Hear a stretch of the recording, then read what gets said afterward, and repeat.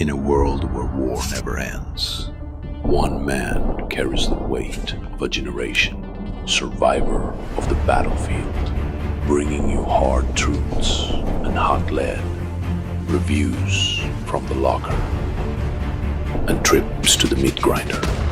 Now he's taking you behind enemy lines, not into combat, into truth, stories from 1st Recon Battalion, with no BS conversations. Marine, veteran, Brad Iceman Colbert, where legends tell it like it is. This is not just a podcast, it's a mission.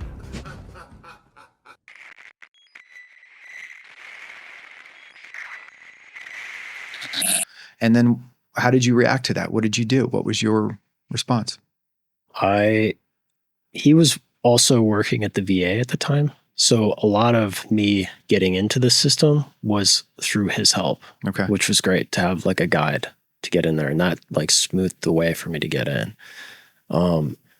For me, like my way of avoiding my trauma, my preferred addiction was having an eating disorder. So while I was in active duty on these deployments, I was battling anorexia. Mm-hmm. Like I would go through cycles of it where I would just not eat. I would lower my calorie output to the lowest possible levels because it was something that I could control. And I was starting to do that again when I came back in 2008. Mm-hmm. And Bob could see this was happening to me. So the first thing I did when I made it into the VA, at least the psychological component, was to see like a behavioral specialist so that I could start to not go on the starvation wagon. So that was the first time I was administered like an SSRI, an antidepressant. Okay. Went on that for about 6 months and then went right into immersive counseling, where the idea with that is you kind of choose the memories that are most troubling to you and just kind of slowly build the narrative around them that you've been forgetting. Mm-hmm.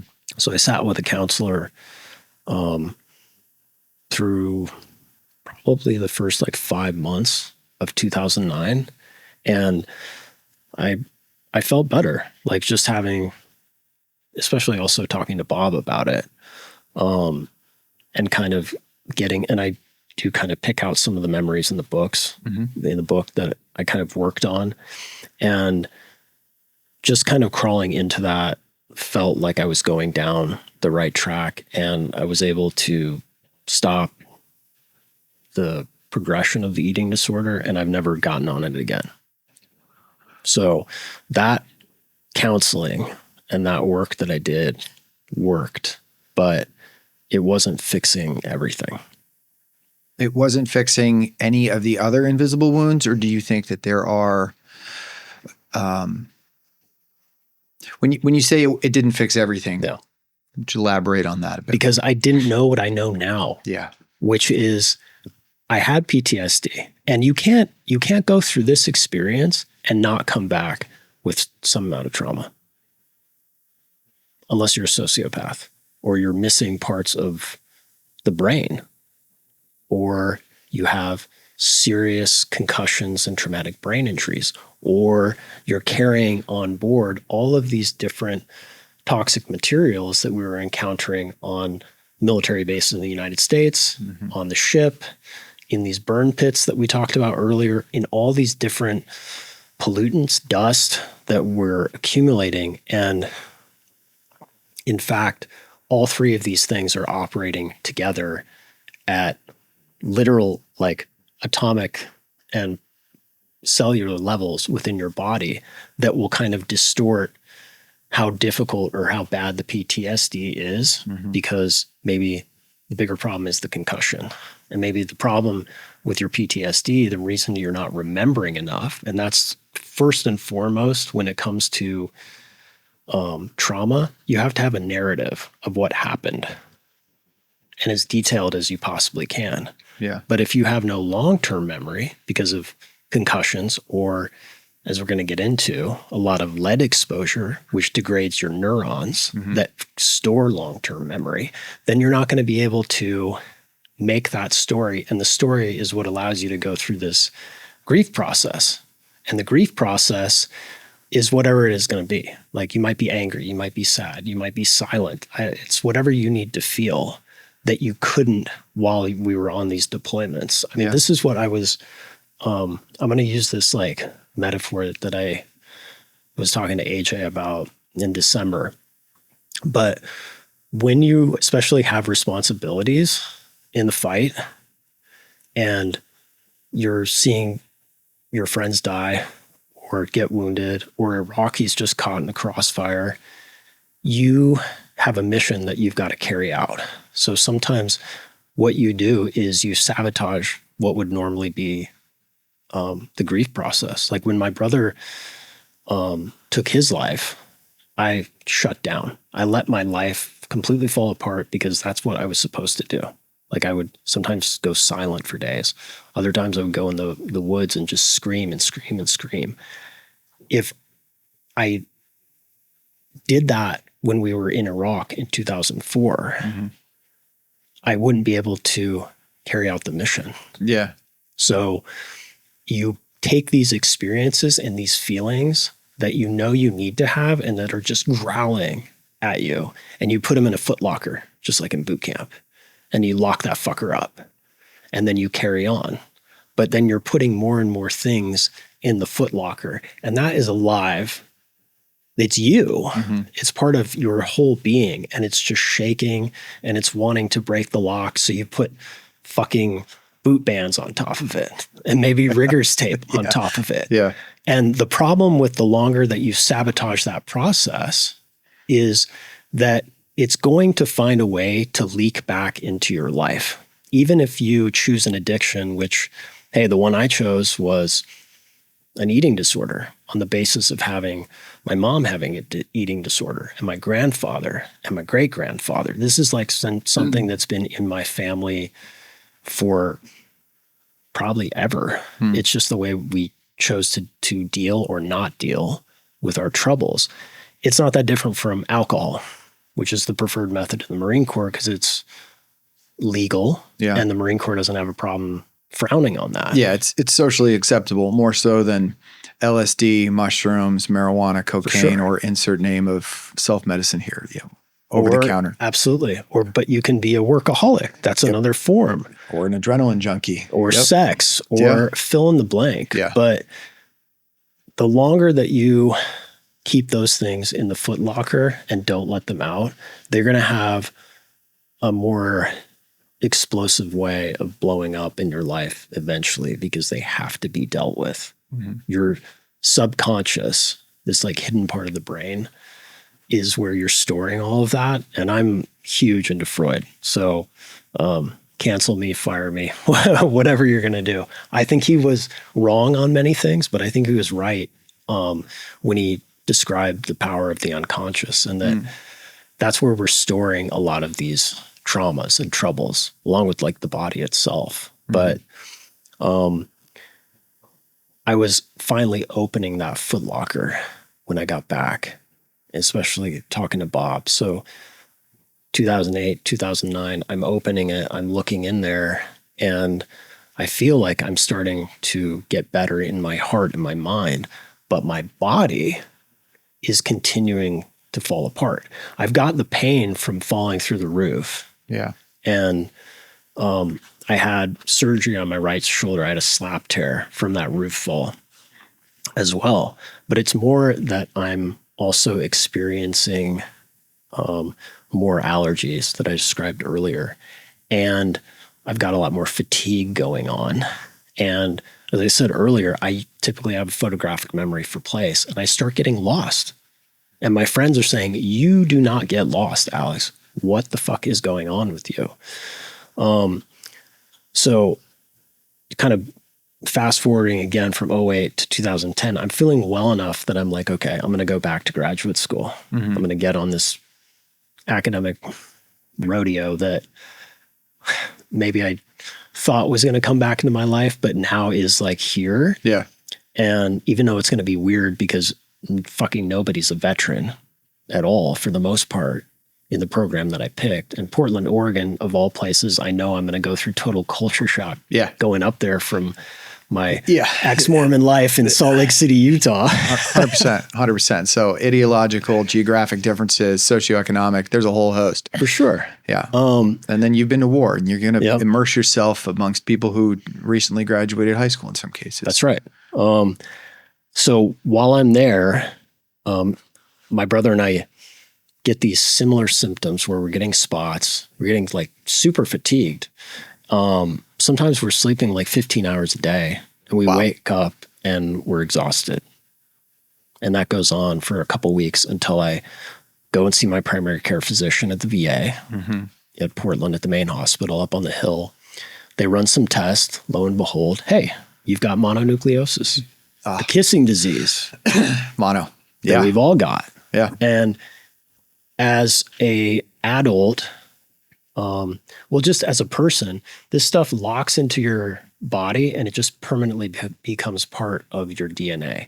And when you have a kind of stressful moment where your immune system is overwhelmed, it literally makes these zombie B cells that come out of bone, and then the virus is reactivated again. And it overwhelms the system, can mess up damn near everything, get inside of your skull to create a lot of waste because your brain is a supercomputer. So to protect it, it creates this thing called a cytokine storm where it just like launches all the nukes at the virus. But now you've got a brain full of dead material and dead bodies, and there's very little tubes and pipes that come out of your brain. And so that's contributing to part of the brain fog that I had. Well, the doc says, okay, all you need to do is go home and rest. And eventually your immune system will beat this thing down and you'll be A-okay. That went on for 2 years where I was long rest. And when you rest, you rust. That's an interesting turn of phrase. I like it. If you think about this super complex system that we're walking around with, and I was on the drive over here, I was thinking about how I find it funny how I grew up not liking AM talk radio. So maybe that's why I'm not deep into podcasts for the most part. But whenever I watch podcasts, I'm like, look at that. 2 cavemen, 2 cave women yelling into a microphone. We have not evolved that much, but we're surrounded in all of this modern new age stuff, right? That our bodies have not really adapted for, especially the pollutants that we're going to spend some time talking about. Yeah. Well, I went home, told my brother the same thing, and that wait ended up lasting a lot longer. And that was kind of the beginning of this whirlwind of self-diagnosis and medical odyssey that ended up lasting longer than my time in the service to figure out what was wrong, to get better, and then be able to get my life back. It took a couple of years of you really sort of being in limbo before that journey started, though. For sure. But you didn't get any better. There was no improvement. In fact, there was probably quite the opposite. So at what point did this introspection turn into an investigation? Well, as I'm sitting there rusting, and the side point that I was going to make there is that, so you have this trash compacting system. It's called the lymph system. And it kind of works through like direct vacuum pressure. So in order to move the waste through the lymph system, you have to move, right? And all of the gaps, or all the, I guess they would kind of be like one-way channels. They all go towards your heart. So there's They go through your arms, they go down through your head, up through your legs, and then eventually that will go into your blood system and then go into your liver, which is your blood cleaner and your pollution cleaner, right? Well, by not moving and sleeping all that time, I was just probably building up more and more waste and feeling worse and worse and worse. But I still had enough of my brain and a lot of this training, right, from an undergrad time of being just like a deeply curious person. And if I'm not getting better,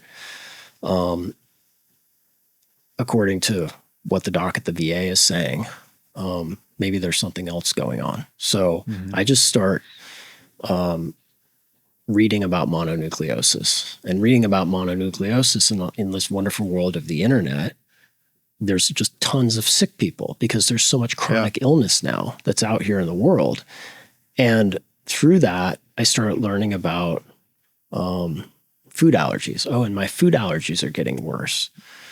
Well, while I'm recovering from that, I get another blow, and that is in March of 2011, my little brother takes his own life. And this, at that time, I'd already had several friends kill themselves, but this was probably like the biggest, IED blast I'd ever fucking gone through. Yeah. Thankfully, by then, I let the grief process just devour me. And it obviously, grief is stressful. So, and I'm not working during this time. So I have to move back in with my parents. I'm taking care of them because they're going through this as well. And it's like us versus the world because we have a lot of well-meaning people coming and wishing us well, but they don't really want to talk about it. Nobody really wants to talk about suicide in America.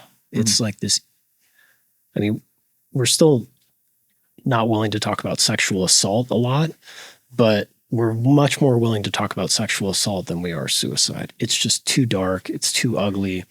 I think for many people, it just reminds them that they've also wanted to take their own lives. And so basically my family and I were just in isolation throughout that entire year of 2011. Well, I start to feel a little bit better again, just a little bit. And now I'm like ready to go back up to Portland again. I go up again in 2012 and I'm still suffering from allergies. Eventually I'm at my food co-op in Portland. And I see this advertisement on their online page for a doctor that they recommend. And he's an integrated doctor of integrated medicine, which in Portland, Oregon at the time, it just sounded, everything in Portland sounded like bullshit. People sold these little salt rock lamps that would salt lamps. Yes, they would dispel negative energy. It's fantastic. And everybody's got gemstones. And I'm super cynical about these things, but I also, just like to poke fun at people. But getting kind of desperate, I just book an appointment with Dr. H and I go in to see him and I look at his background, and his background was he was a fucking corpsman. Corpsman's not going to lie to a fucking Marine. Right.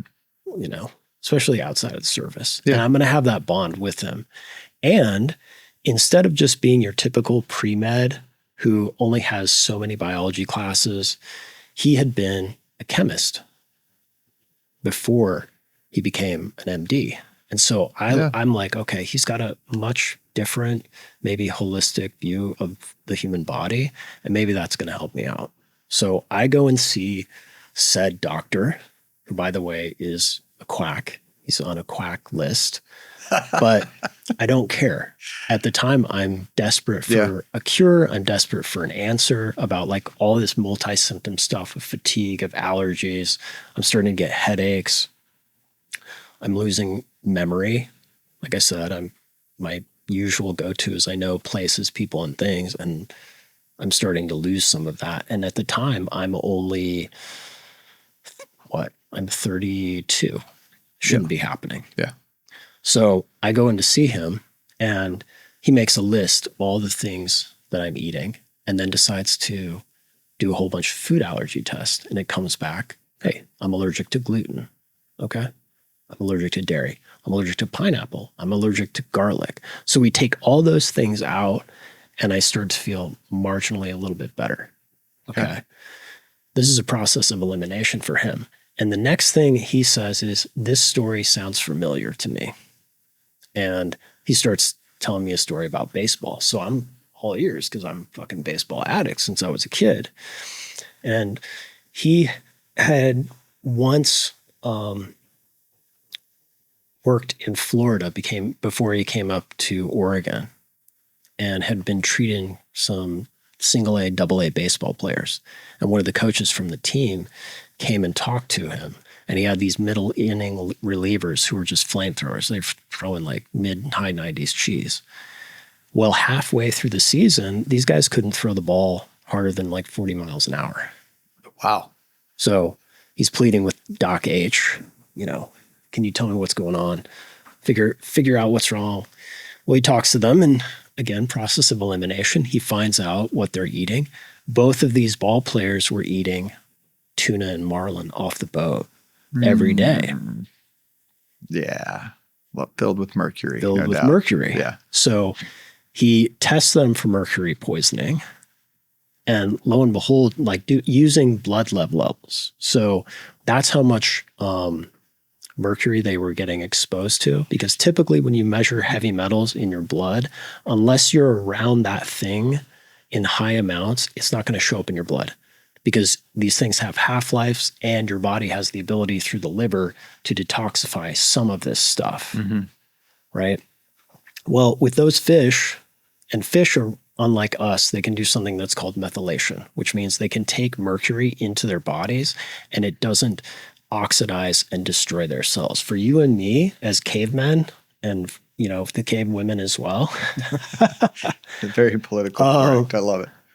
Mercury, basically, it can catalyze and break the walls that are around a cell, and oxidize different processes like things that happen in your mitochondria, which make your powers. And they can also get in your chromosomes and start to mess up DNA transcriptions, which will mean that you're not replicating DNA, and unreplicated DNA becomes mutated, and mutations can become cancerous. So fish can suck it into their cells, and they can effectively kind of cement around it, and it doesn't mess up cell walls or cell functions within them. And that's why you can be a gigantic marlin and still be swimming 45 miles an hour and getting hooked by, big folks out in the, in the Gulf, and get reeled in, but still, be in top physical fitness. So he pulled them off the fish, and then he put them on these chelators that would pull out the mercury from their system to kind of speed it up. And within probably 3 months, by the end of the season, they were back to throwing the ball in the low to mid 90s. So he looked at me and said, I think you've got a more complicated story here from your service. And I suspect you have some kind of heavy metals poisoning. So we're going to test you for that.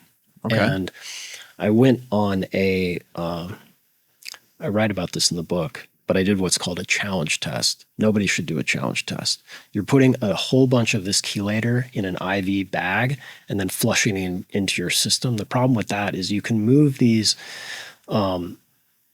cadmium atoms, lead atoms, mercury atoms. You can move them around your nervous system, and you might end up lodging more in your brain or in some part of your body where you don't want to. Risky. So with chelation, you want to go low and slow. But at the time, I didn't know any of that. And I also was just so desperate to have some kind of answer. So we fill me up with the IV. I go home and piss in a jug, bring it back. We send it to a lab. Bing, bing, bing. You've got lead. You've got mercury. You've got cadmium. You've got arsenic. You've got uranium. I hit the bingo card across basically the board. Every single chemical that should not be ingested or absorbed. For sure. And now that didn't tell me where I got these things or when I got them.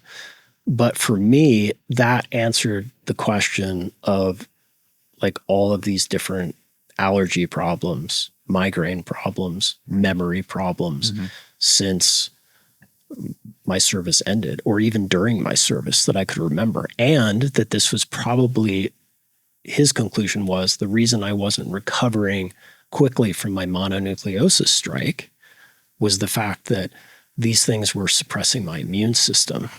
And I was not able to have like a full-throated response to shut the virus down and clear out the rest of my system. What was your reaction when the tests came back? Were you relieved, or did it scare you more? My prayers had been answered. And I especially got obsessed with mercury. It was maybe a little, it was wrong-headed. Now I see that in hindsight, but I was relieved. I like immediately told my mom and dad, "Oh, I have heavy metals poisoning. No wonder I'm so crazy. No wonder I'm not, responding from all these health troubles that I'm having." And from there, I had something that I could go and research instead of just kind of going on these health forums and then finding somebody who had mono and also this condition, and then finding somebody else, and you kind of go into these different rabbit holes. It's a major rabbit hole. For sure. And it's unfortunately one of the things that the internet allows for. But I was relieved. And I also had a doctor who understood that and took me seriously in terms of my symptoms and didn't gaslight me or blow me off. And he had treated people with heavy metals poisoning before. And what was his TX or RX actually? How was he intending to treat you, or was he? Well, before we went into treatment, he did something that really the whole book kind of lays out. I mean, Josh has a different name for it. It's historical anatomy. It's a very academic term because academics love their terms. And I just quick digression there. And so when I read the book, again, this is a digression. One of the things I love about your book is just the concert that the two of you jointly create. It's his voice and it's your voice, and they're not competing.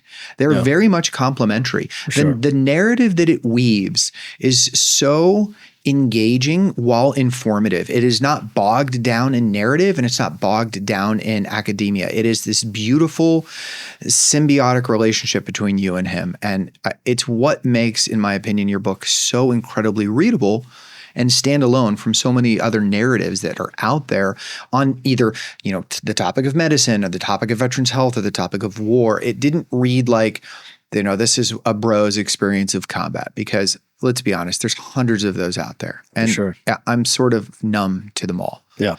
Your book, the two of you collaborated on, and despite it being a collaboration, it doesn't detract at all. In fact, it adds. I love the way the book is written just simply because of that.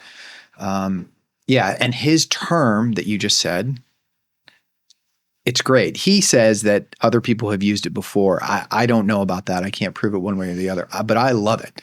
And I latched onto it right away. So,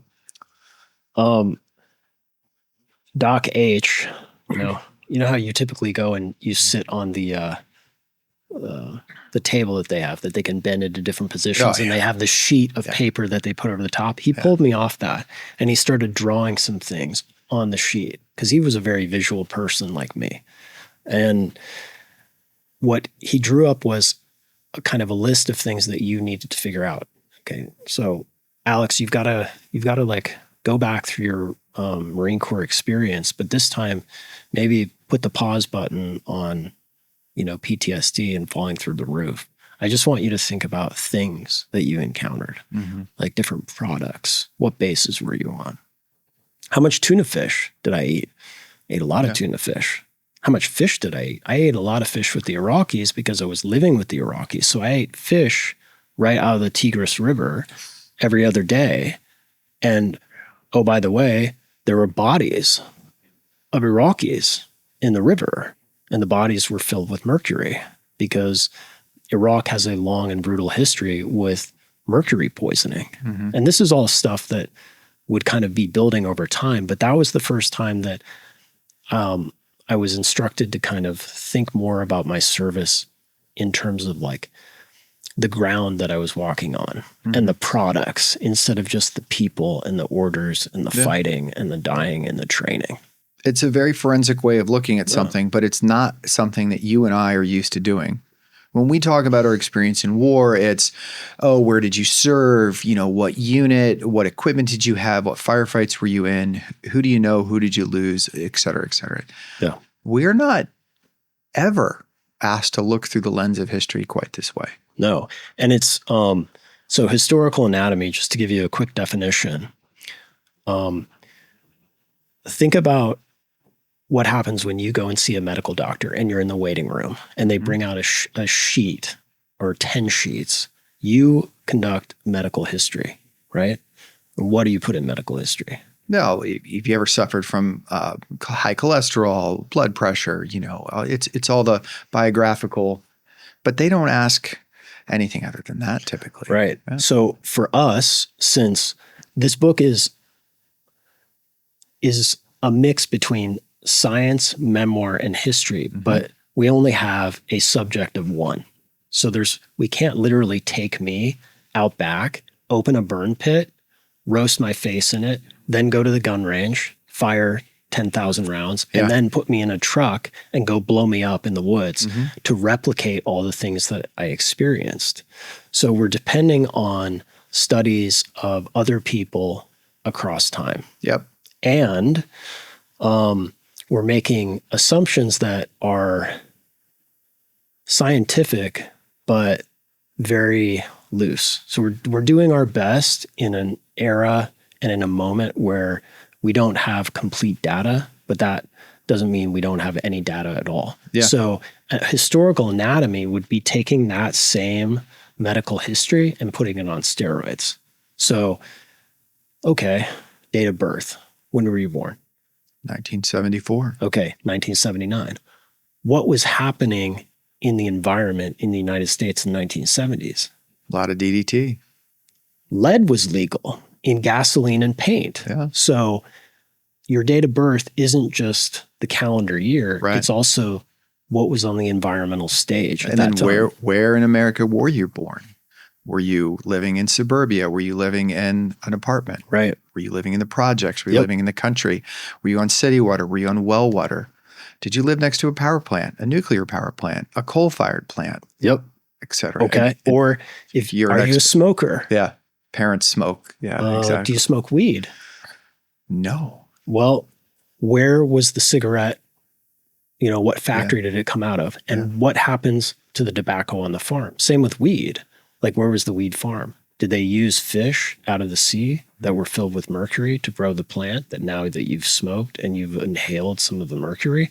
That's what Dr. H was trying to teach me. And then Josh has kind of created and used from other historians to kind of lock my body into these chapters, is putting that whole process under a microscope and on steroids, pulling from all these different things: psychology, neuroscience, chemistry, physics, environmental history.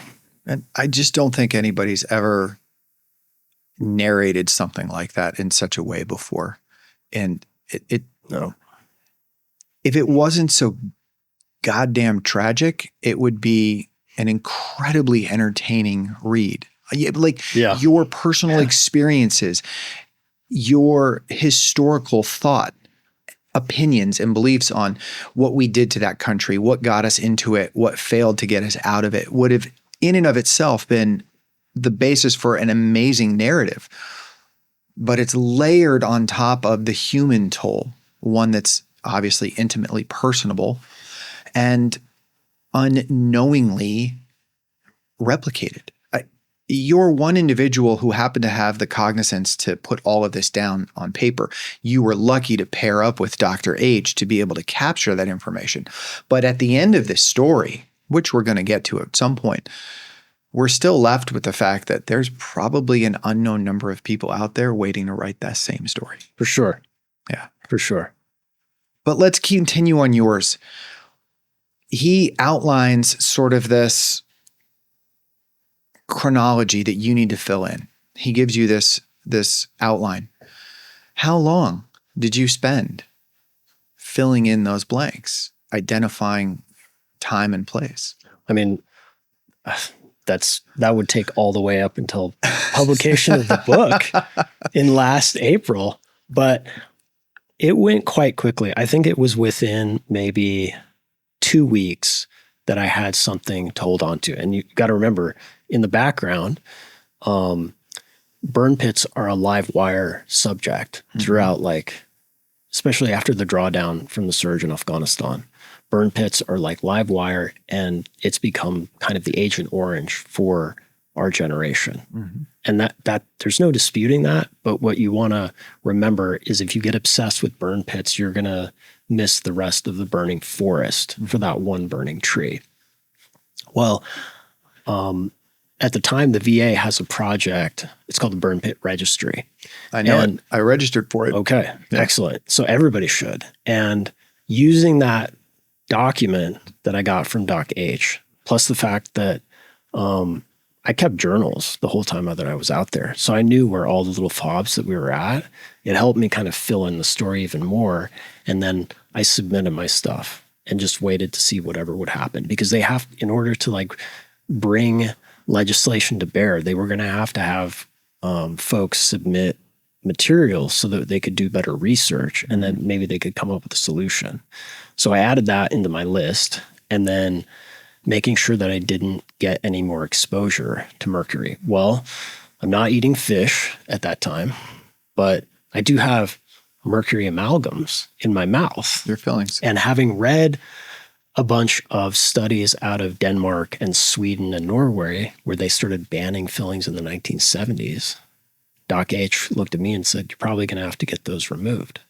Now, if you talk to the American Dental Association about this, some doctors will say they're A-okay, they're just fine.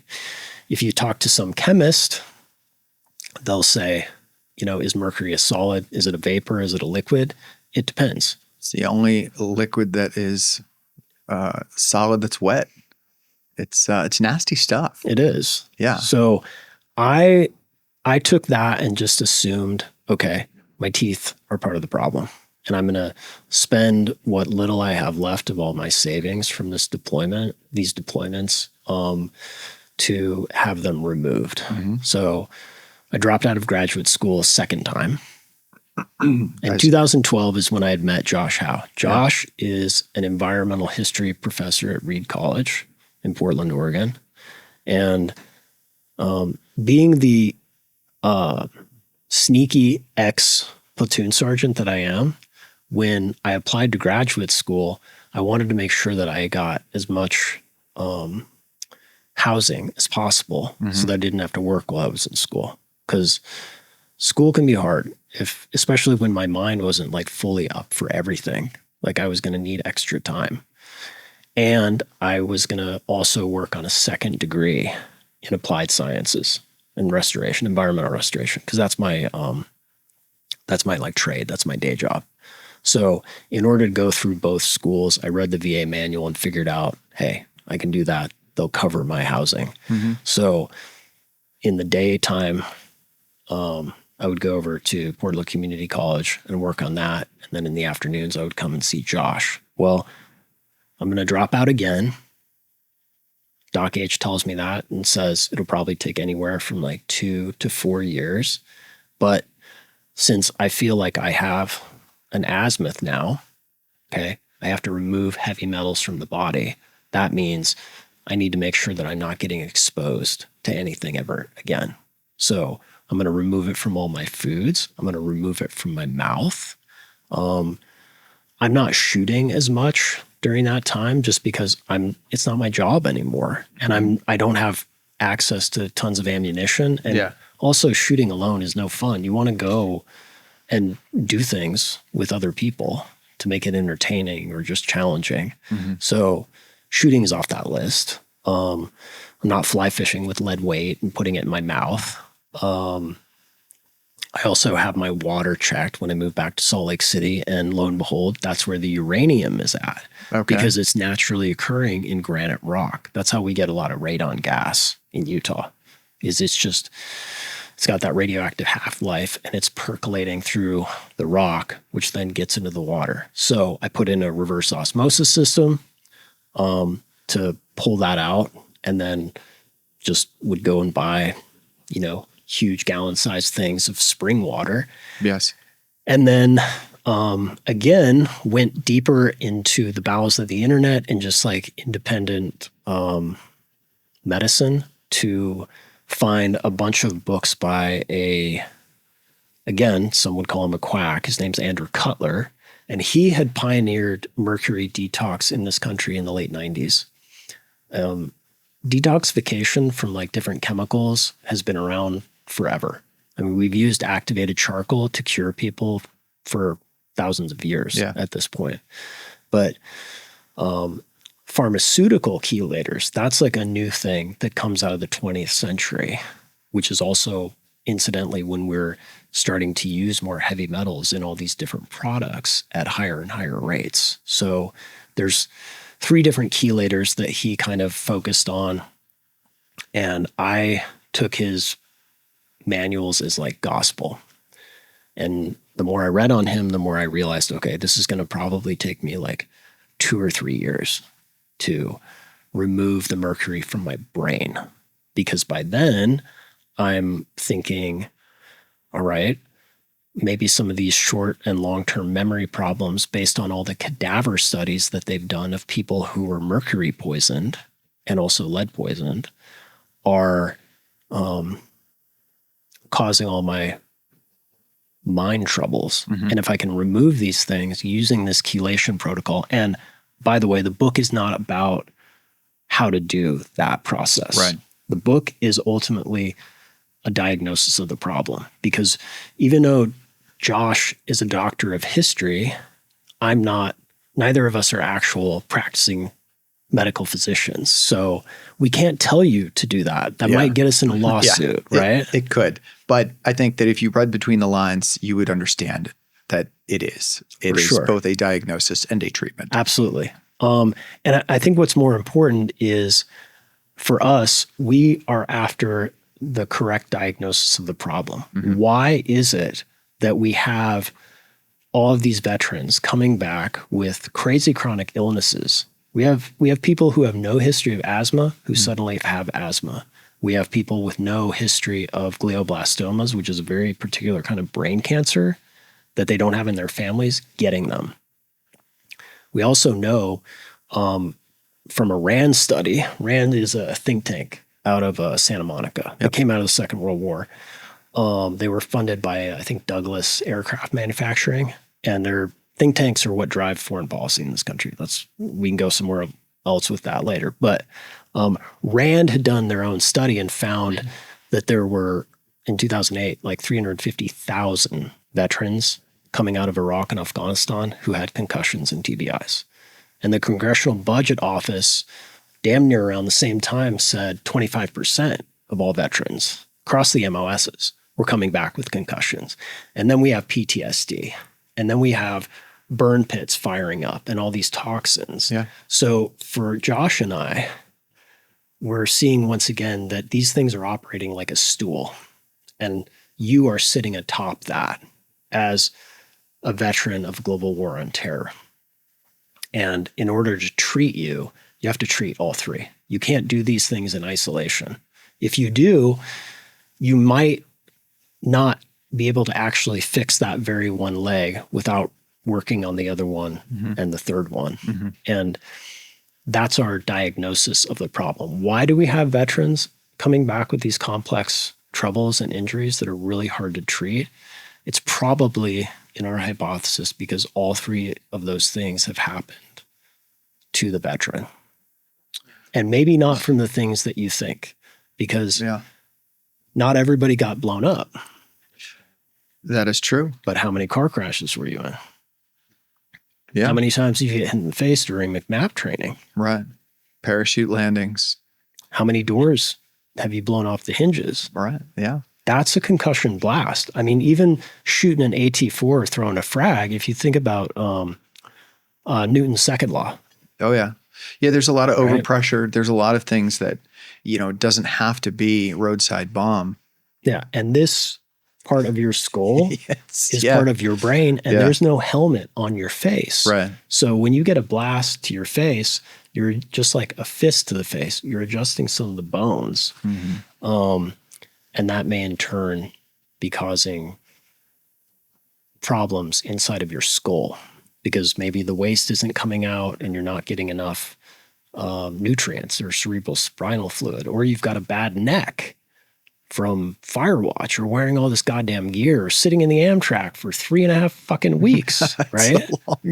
Yeah. Yeah. There's a lot of contributing factors.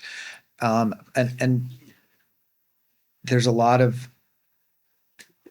I don't want to say apathy because when you say apathy about the medical field, it somehow implies a lack of Hippocratic oath. And that is not what I'm trying to infer.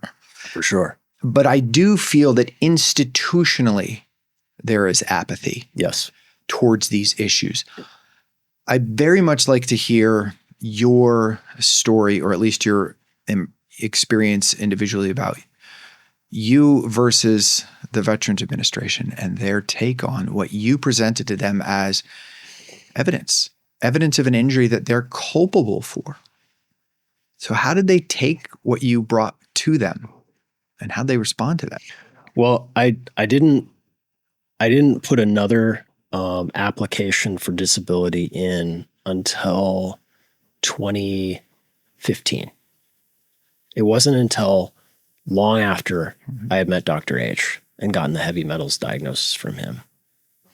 And thankfully, I'd gone through a concussion and a TBI screener when I came back in 2008, and I was cleared for that. Okay. And by then at the VA, I had a history of seeking counseling, and they were seeing me for PTSD. So I had been approved for post-traumatic stress disorder disability. And eventually my feet.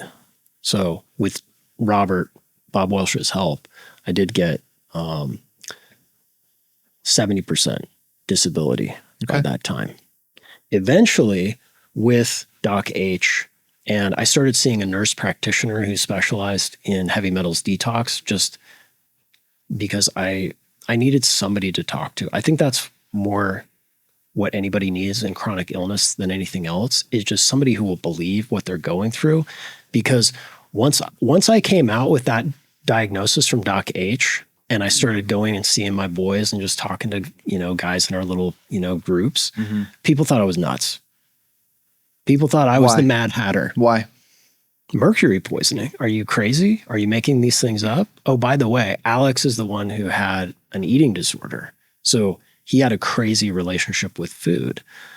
And nobody else was at that time, like nobody else in my battalion, let alone like 1st Marine Division, was talking about, I've got a diagnosis for heavy metals poisoning. And some of it might be from the very things that we were doing and living in.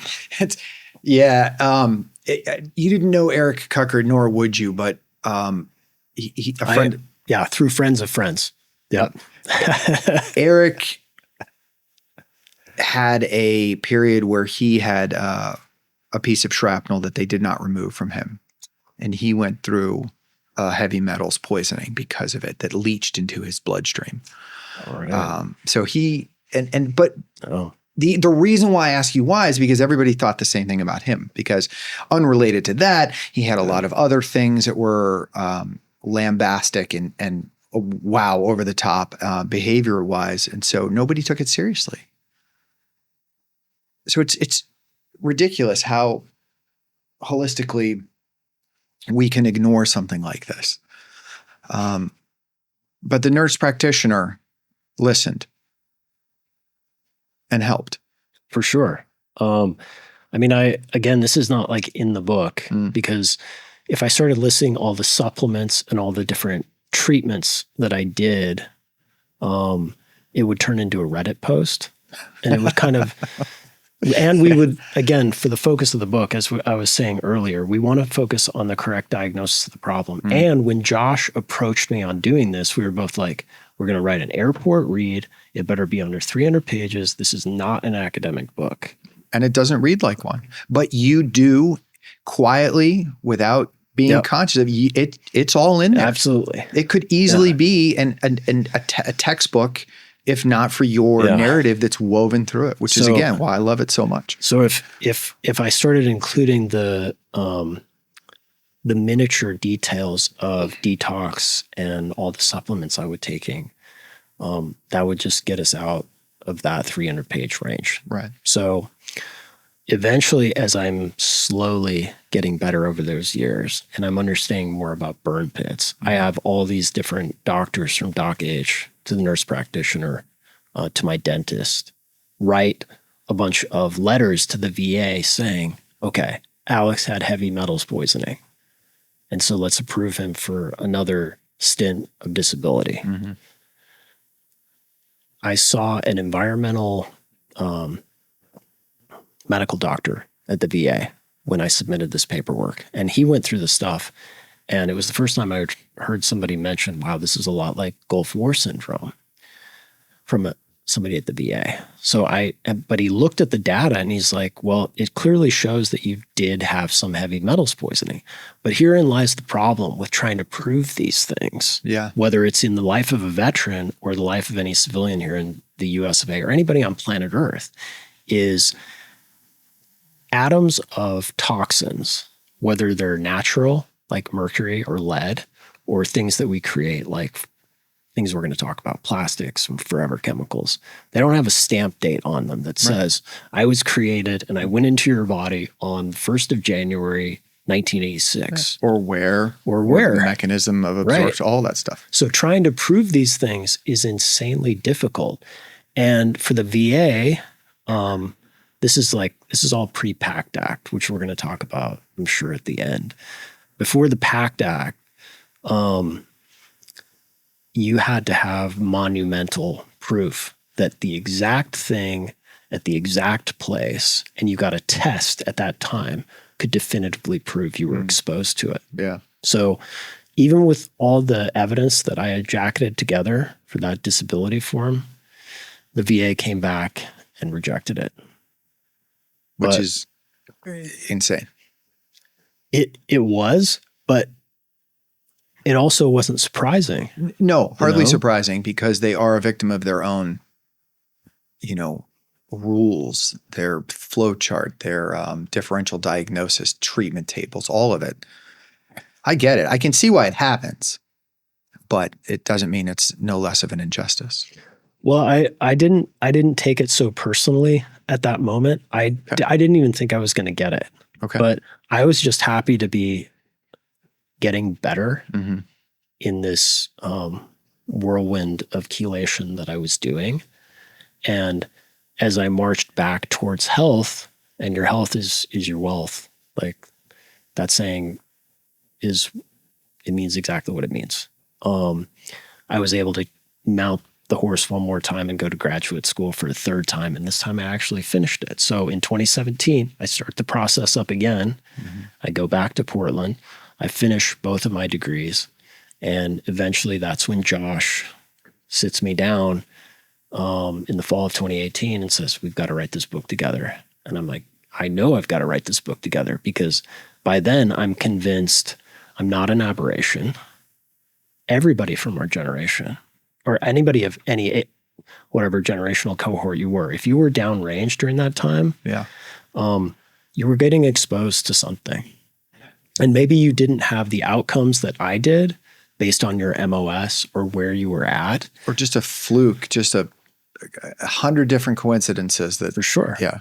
And maybe what I was starting to accept was that I got lucky, that I got sick before anybody else, because as time has gone on, I keep getting better in my life and other friends are getting worse in more complex ways, where it's not just, I only have PTSD, but suddenly I'm having migraines and now I'm using Botox to treat the migraines, but they're not getting any better.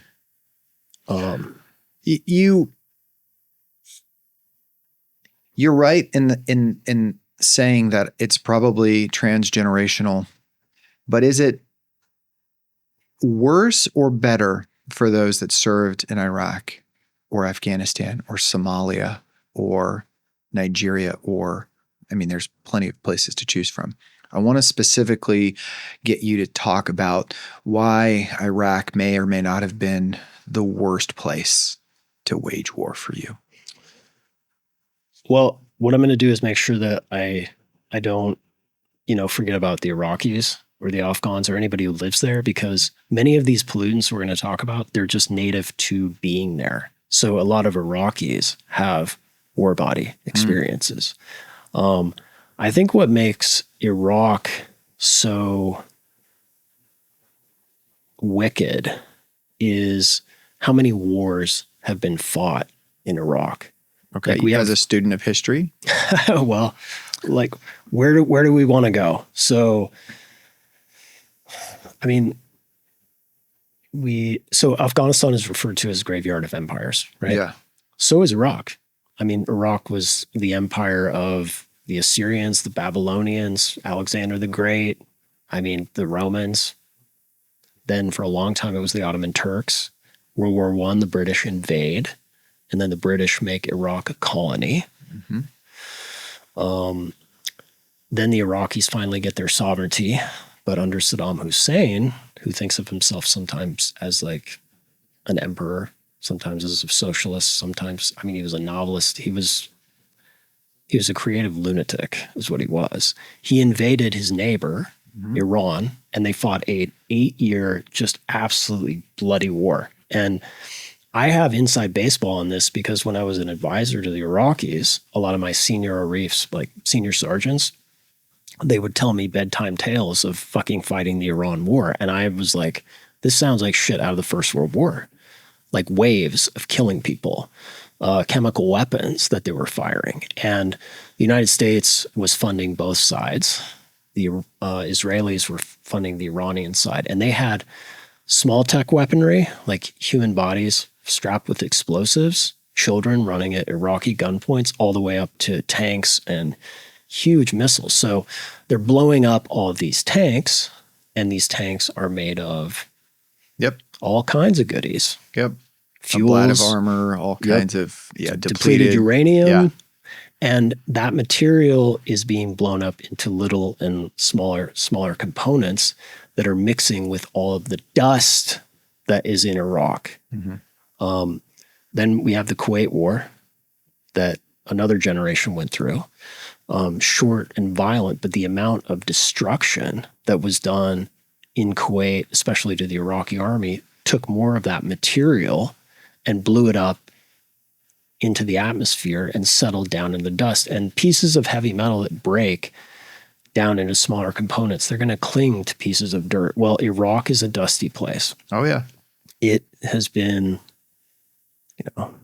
and it's also been the cradle of civilization for a long time. Mm-hmm. You think way back to Mesopotamia, and that's probably where all these religions that we practice here, like Judaism, Christianity, Islam, they all came out of Iraq through like Zoroastrianism, this like really old religion. And they built pyramids there. They're called ziggurats, and many of us got to go and check them out. Yeah. Well, it's been a great place to grow between the two rivers, but it's also in the desert. And so there's always these crazy Shamal winds that come hot and heavy that blow through and rip up a lot of that soil and send it airborne. Well, that's mixing with all these wars that are going on. And oh, by the way, all those tanks and trucks and vehicles that are driving throughout Iraq, they're running on leaded gasoline. Iraq has been using and burning leaded gasoline since its invention all the way to 2021. We banned leaded gasoline in this country. Like, it took all the way up until the 70s that we saw the medical evidence for why it was like hurting people, it's destroying their minds, destroying their guts. Yeah. So we eventually banned it, and that was in 1990. The Clean Air Act kind of officially got rid of it. There's still a little bit in like small piston-driven airplanes in the United States, but we've pulled it out of paint, plumbing, Yeah. and vehicles. Iraq, was still being burned that whole time. So it's going up with all of these damaged machines in the atmosphere and also mixing with that dust that's natural. Well, you've got climate change.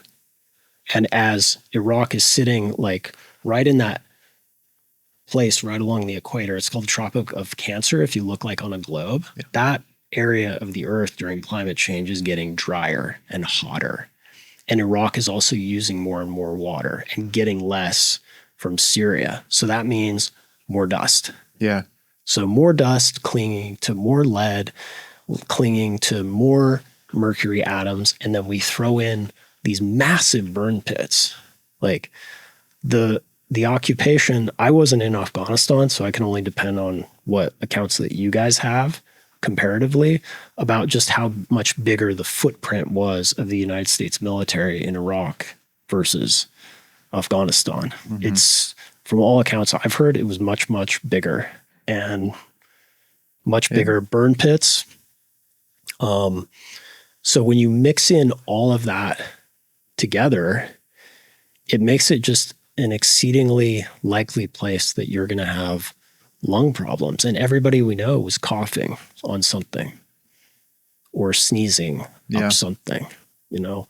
So that's not to like discount any of these other places where we've been fighting, but Iraq just has like certain historical events that maybe make it a lot worse. I mean, I can throw another one right in there if we want to talk a little bit about mercury. In 1971, there was the Great Iraq Grain Disaster. Okay. And this is something that I learned about from Dr. H, because he had done some reading and he'd lived through the 70s. So in 69 and 70, Iraq had pretty big famines, and they had to start importing a lot of wheat to, make up for the lack of food. So the United States and Canada shipped tons and tons of grain over there. Well, to make sure that it makes the safe passage and isn't going to be rotting under all these different bacteria and funguses that want to attack grains, they covered it in mercury. That's genius. And they didn't have quite the technology that we would have, like sealing packs and maybe better vacuum protection. They did what they could in a hurry, and that was the best option that they could come up with. So it safely makes the journey. It isn't rotting. Mm-hmm. They plant it, harvest it in 71. Thousands of people are dying. There are loaves of bread that are pink. Again, this is also just stuff that my senior Iraqis would be telling me. So the Ba'ath Party ended up telling everybody to stop eating the grain. They burned it, or they threw it in the rivers. If you're going to burn the grain, it's going to circulate all of that mercury back into all of this dust, into all of the soil. And in the water, it's going to go through the cycle of life. Mm-hmm. It's going to go through all those carp, silver carp, grass carp. These are these big, beautiful fish that are there that I would be eating years later. 40 years down the road. And fish can accumulate these things like we were talking about earlier, and it doesn't affect them. So I think every country on planet Earth has its own like wicked environmental history. Mm-hmm. And maybe Iraq's is just a lot more open and bigger and badder because it's been the scene of so many wars in the last couple of decades. It has, and it's not stable in many ways, like a lot of the places that may have seen war are. So, yeah. So maybe that answers your question. It absolutely does. I think that, like you said, you just got lucky.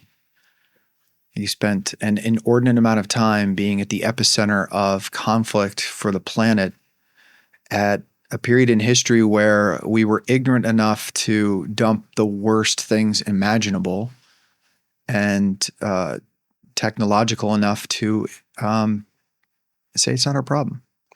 maybe immoral enough, a little bit of both. So the Veterans Administration has done a much better job. We talked about this earlier today about identifying and treating wounds, physical and invisible. But this is still very new to the body of medicine. And you, more than anyone, know this firsthand. Do you think that research like what you have provided, narratives that you have provided, is going to result in any change? Do you think that this adoption of a post-military analysis and detox is ever going to manifest itself? Yes. And I think we have to include the civilian, because VA healthcare is influenced by civilian life and civilian decisions, whether we like it or not. Okay. Everyone who's watching this video right now who has not served in the military and has never been to a VA hospital has been impacted for the better by VA healthcare, because 60% of all our nurses, doctors, radio techs, PTs, they go and get training there. And the wonderful thing about working with veterans is you get to work with a stable population who can be poked and prodded and don't bitch as much as most civilians would when they need to teach young people how to diagnose and treat.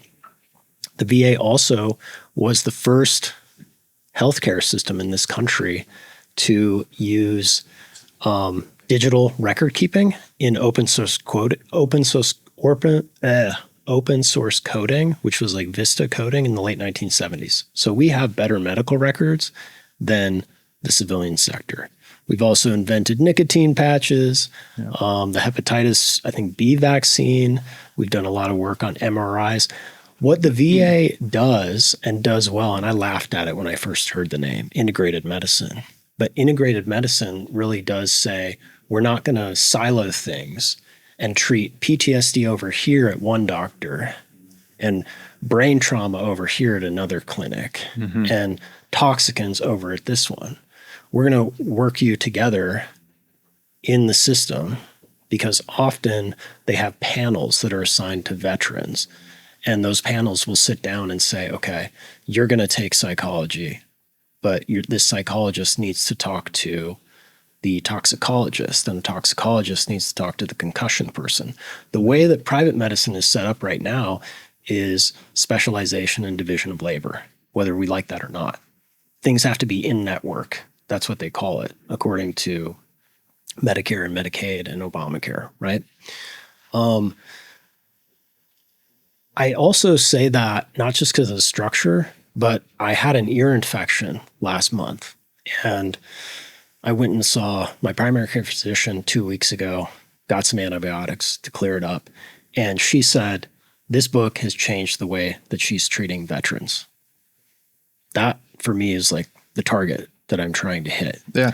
And with veterans, this is like the most important part of my argument to that. We are special needs. If you send us into the civilian world, this goes back to the very point you were making at the very beginning. It's such an alienating experience. So even if you do feel like, okay, I've got maybe a top-notch healthcare program here at a university or whatever healthcare system you have, it's still going to feel like an alienating experience because you're not around other veterans, and you can't treat veterans in isolation. Like, I have gone through this thing on my lonesome because maybe I was the first one down the gauntlet to sort it out.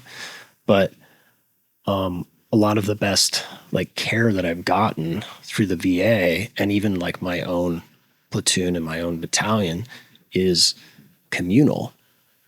And I think the VA can do that, but it's got to fucking be funded. And for the last 12 years, the VA has been chronically underfunded and has been cut by both political parties. If we get deep into the text of the bills, which I'm very old and I'm old fashioned. So when I study politics, I fucking don't pay attention to speeches. I read the bills, then I go check the votes, and then I follow the fucking money. And literally, I told you earlier, but I'll do a quick VA history not in its entirety, but under Secretary Kaiser, he was appointed by Bill Clinton in the 1990s. Secretary Kaiser said, I want all veterans to be covered by VA healthcare, which is as it should be, I think. The Congress at the time balked on that, so they didn't get the funding, and Clinton didn't fight them. Next thing we have, as I told you before, in 2003, the Bush administration said under this presidential memorandum that you had to have 20% disability in order to get covered. Well, we should just assume that everybody's going to have some disability and get them into the system instead of making them go through these hoops, yes, which are very difficult to navigate. Then you fast forward to 2014. For our purposes, that's like one of the most important moments in understanding why VA healthcare has failed to fucking address chronic illness and chronic problems coming out of these wars on terror.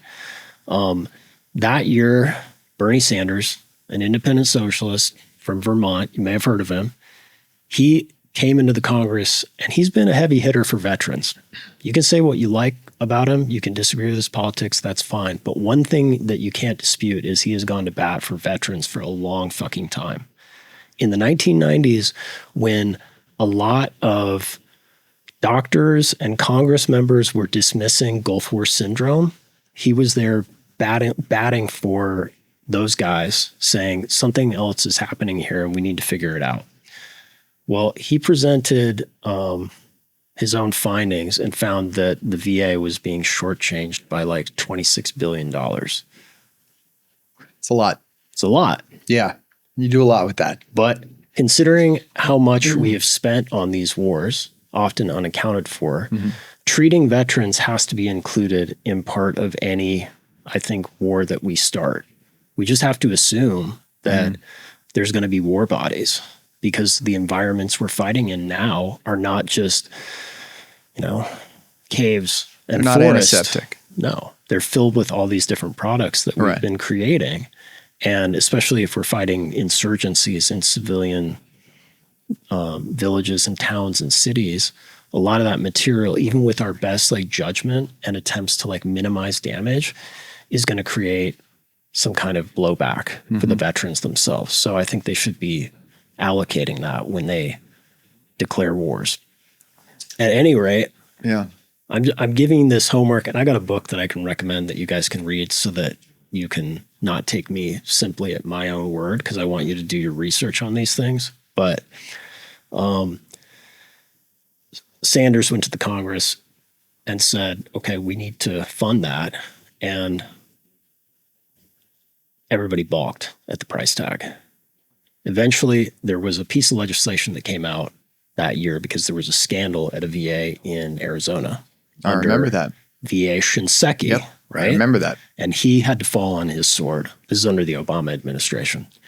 Well, there were backups, there were wait times, and the piece of legislation was called the Choice Act. And what it would do is let you have the choice to go out to any doctor in town and get the treatment there. Yes. So it seemed like a good idea instead of pouring more money into hiring more people at the VA and building up the VA system. Then you're encouraging the silos that you were just referring to. And so therein lies the problem, is that a lot of arguments for privatizing the VA are coming from people who are being funded by healthcare insurance companies who want to grab the veterans out of the system because they can milk them and use them. Maybe there are also some well-meaning people here, because I don't want to be totally cynical. And the VA has fucked things up. I'm not going to sit here and not say that. Look at me, right? But I still want to believe in the system and work with the system because I have seen it do good things. Well, the Choice Act was signed. Choice Act said, we're going to let veterans make their own choices. There was a congressional study 2 years later in 2016, and the program was supposed to last 3 years and then sunset. They reviewed the program and found that it did not improve the health care of veterans. It did not reduce the cost for the taxpayer or the veterans. And it inevitably caused more cuts at the VA because it created this crazy panel where the president gets to choose 3 people, the House gets to choose 3 people, the Congress gets to choose 3 people, and the VA gets to choose 3. And they meet this unelected board of folks, and they decide how much is going to be cut from the VA instead of keeping it, I think, in a more public setting. And again, those cuts went forward. Then we had another round of privatization called the Mission Act in 2018. So Choice Act was signed by Barack Obama, Democrat. Mission Act was signed by Donald Trump, Republican. So it's been both parties. The finger pointing needs to, stop. That continued that process. And so each president since Trump, Biden, Trump again, has allowed the VA in that unelected panel of bureaucrats to just decide willy-nilly who's going to get pulled, what departments will get cut. Right. Again, I think the problem is within like the greater scene of civilian healthcare is we're just facing a crisis of the cost of care and also diagnosing all these super complex problems and fitting it within this gargantuan health insurance company system, plus all these private practices. And I still believe that the VA is the better way to do that. And the PACT Act proves that. The PACT Act is effectively the Burn Pits Legislation Act. It's probably the greatest piece of VA healthcare, since maybe the Montgomery GI Bill that came out of the Second World War. Yeah. Because the PACT Act assumes, I don't have it completely memorized, but it's got a list of, look up these symptoms. Okay. Yeah, I remember going to the link, filling out the burn pit questionnaire, and there was a couple different websites, and it was part of my out processing from active duty, assignment sheet that I was supposed to be doing. Yeah. So what it does is it covers radiation poisoning, burn pits. It also backlogs all of these terrible cases of Agent Orange, which we used on the Vietnamese and our own people during the Vietnam War. Yep. And veterans are assumed to have 23 different diseases as presumptive conditions. So if you have melanomas, neck cancers, pancreatic cancers, I'm not going to read them all. You can go and look at the VA. Chronic sinusitis, lung diseases. If you have any of these and you're experiencing any of them, the VA says, because of that, you will be covered by the PACT Act. Now, yes, you need to give us your medical history, but it's assuming that even if you were in Iraq for one day and you were around one burn pit and you end up getting the symptoms of any of these presumptive conditions, you're covered under it. Yeah, it eliminates the burden of proof on behalf of the veteran. And that goes a long way towards fast tracking help. For sure. Treatment. And to kind of parlay that with other environmental contamination out here as civilians, if you look at what's happened to the people in Flint, Michigan, where their water was tainted with lead, they're not getting any kind of presumptive care. Or the 9/11, the towers when they were absolutely not. All those second responders. We had a bunch of railroad cars under the Biden administration. This is in a place called East Palestine, Ohio. They fucking blew them up. Yeah, I remember. And now the entire town, apparently everybody is getting cancer. Yeah. Well, because of the ability of the federal government to kind of do things that private companies can't, there are things that the VA can do, even in its large bureaucratic machinations. I think ultimately, though, this is one of the reasons, again, back to the focus of the book, because I encounter this a lot. We'd go and do presentations, or I talk to people and they're like, well, why didn't you talk about how to fix the VA? And I'm like, I think it's a great question, but that's another 300 pages. And the discussion we need to have is this one here is we need to have a much larger adult conversation about it, because most of what I encounter is just either it's all bad or It's all good. Don't touch it. And I think this is happening at a time we have to remember there's so few of us.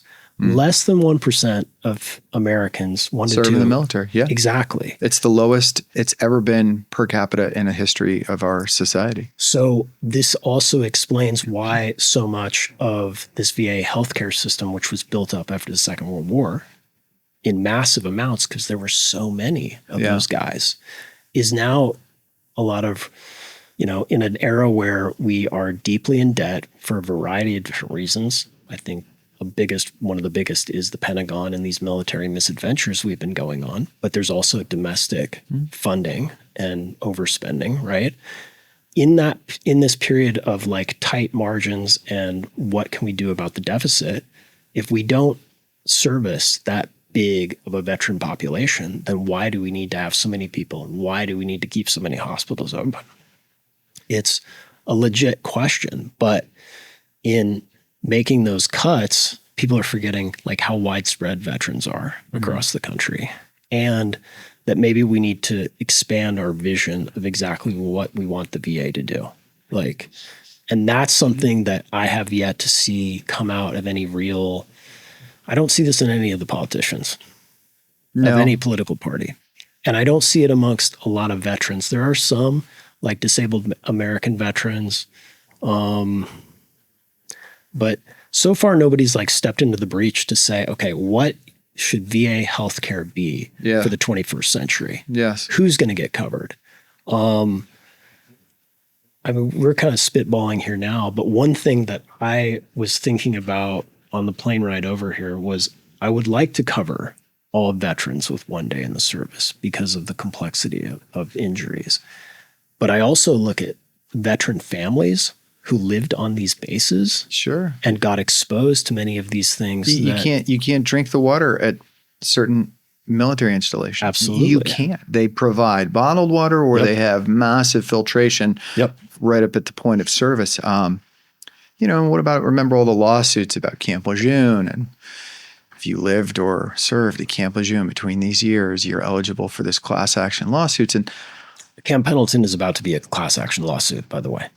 It's coming very, I think, soon, the next 2 years. I think their awareness is higher than it has ever been. For sure. But being aware doesn't equate to treatment, to prevention, to compensation. Yeah. And I mean, the other thing I would say about expanding VA coverage to veteran families is not this continual belief in treating veterans alone. I sometimes think about like how much counseling my parents need from my own experiences in dealing with me. Sure. I think about my buddy Randy Revert. He must have missed like 6 birthdays of his daughters. Like even now that he's been home, he's estranged in some way, shape, or form from them. Why shouldn't they get some counseling? Maybe they need to go work with forces. Yeah. I think the other thing too is we should be autopsying totally voluntary as many veterans as possible, because that's the definitive way to figure out a lot of this stuff that we talk about. A lot of the scientific studies that we rely upon, they come out of autopsies, especially for head trauma. But also toxicants, because that's the thing is you open somebody up, you can see exactly where it's at. And I think this would bring like great relief to some of the families, especially ODs and suicides, so that they would understand that maybe their son or daughter didn't hate life so much as they had much more going on inside of their heart and mind than they really understood at the time. And that would take some ease off of them, because being a family that survived a suicide, whether it's veteran or not, it's such an isolating experience. Like people don't want to treat you like a pariah, but it just kind of naturally happens because they're just too weirded out to be like, oh, how's that whole suicide thing going for you? No, I mean, I would like it if somebody came up and said that to me, because I'd say what was on my fucking mind. But it's it's hard. it's raw. That level of empathy is rare. Nobody wants to immerse themselves in that. I mean, it's painful and it doesn't feel good. And people naturally have an aversion to immersing themselves in a pain. So I absolutely can see why somebody doesn't want to do that. But at the same time, you're kind of making it worse. And I feel like that's, again, it circles back to a previous comment. I think that's why veterans and a lot of times bond together after the service, because there's nothing quite like it. And that camaraderie and that fellowship and really and truly just somebody who understands, we don't have to have a long discussion about it. We both did the same shit. I know what you're talking about. I know how you feel. That is a level of empathy you don't get anywhere else. Yeah. So I mean, I don't profess to have all the answers as far as fixing VA healthcare, but I think if there's anybody who can do it, it's the VA, because ultimately it has a history of integration, which means it's going to treat the mind and the body as one. Well, that's encouraging, and I'm glad to hear somebody say a different take on it, because a lot of times the VA tends to be a punching bag. I personally have never had any negative experiences with military medicine. I have been with the Air Force, Army, and of course, Navy medicine, all at some point in my career. And I never had an issue. Tangential exposure to the Veterans Administration healthcare, admittedly so. So I can't really weigh heavily on that. But all that to say, I am not one of the jump on the bandwagon, denigrate military medicine. But I will say this, I feel, feelings only, when it comes to mental health, they are a little slower to pivot than the private sector, only because of the lack of bureaucracy that the private sector is bound by. But I am refreshed to hear you say what you did. And I never really thought about it that way when it comes to more of a holistic view of the body and the mind, all, in a sort of a panel context. That's encouraging. I think that's great in that respect. Yeah. When you talk about some of the symptoms that you experienced, the heavy metal toxicity and some of the other exposures, I think that is, people's eyes glaze over. They don't really, if you said, "Oh, I got shot in the shoulder, and I broke a leg," but what you're talking about, I mean, it's hard to land. What do you tell people, or what story do you impart to help sort of personalize or ground that? What I've been doing recently is turning the clock back. And we do that a lot in the book. So as much as I said at the outset, and we say at the very beginning of the book, like, this is a narrow book for a narrow audience. Mm-hmm. It's for the global war on terror veteran and their family. I'm a sniper, aim small, miss small. But being a sniper, I also want to inflict the maximum amount of psychological damage on the whole battlefield if I have to take a shot. So in point of fact, and I said this last year, not as a throwaway line, I meant it, but I kind of kept it tongue in cheek, but I said everybody is a warbody.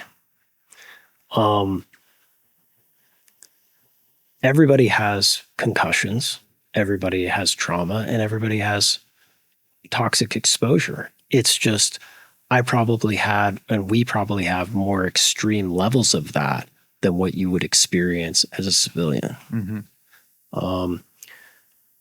But I also like to kind of push away from using my own examples of myself, even though I've written a book like this, because sometimes it just makes people think, well, I'm an aberration. It only happened to Alex because he's a special case. Right? Or it only happens to somebody who has been in the military, or somebody who's been in the military and seen combat, or somebody who's been in the military, seen combat, but only in Iraq. And I get it. But you admitted it. It transcends uniformed service personnel. I mean, we are in a society where the word, 5 years ago, if somebody said microplastics, I wouldn't have had a clue what they were talking about. Now I am learning that we ingest about a credit card's worth of plastic every year. Right. I've recently, and I talked to you about this earlier, been looking at filtration systems above what I've already got and I am on a well. Like I shouldn't have to worry about that type of thing in modern America, in a first world society, as rich of a country as we are. But you know firsthand that's just the reality that we live in. Yeah.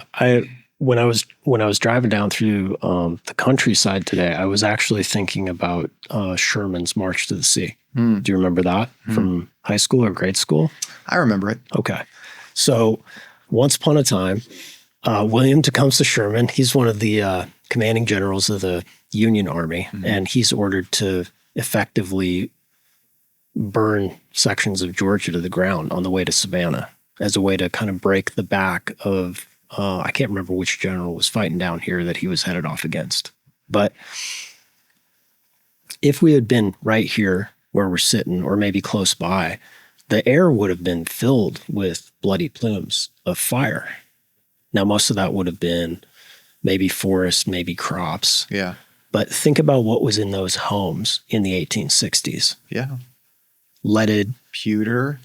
There was a lot of things that we wouldn't want to put into our mouths now. Mercury. Yeah. Thermometers were made with mercury. There were different tools that had mercury in them.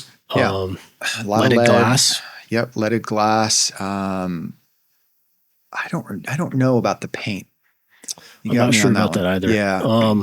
But pigments, I know there were certain chemicals that they used, arsenic for pigmentation and some other things. Yeah. So a lot of that would have been lifted airborne and spread throughout the entirety of Georgia, and then sink down into the water table. Yeah. Into the water table and into the drinking system, or into people's lungs. Yeah.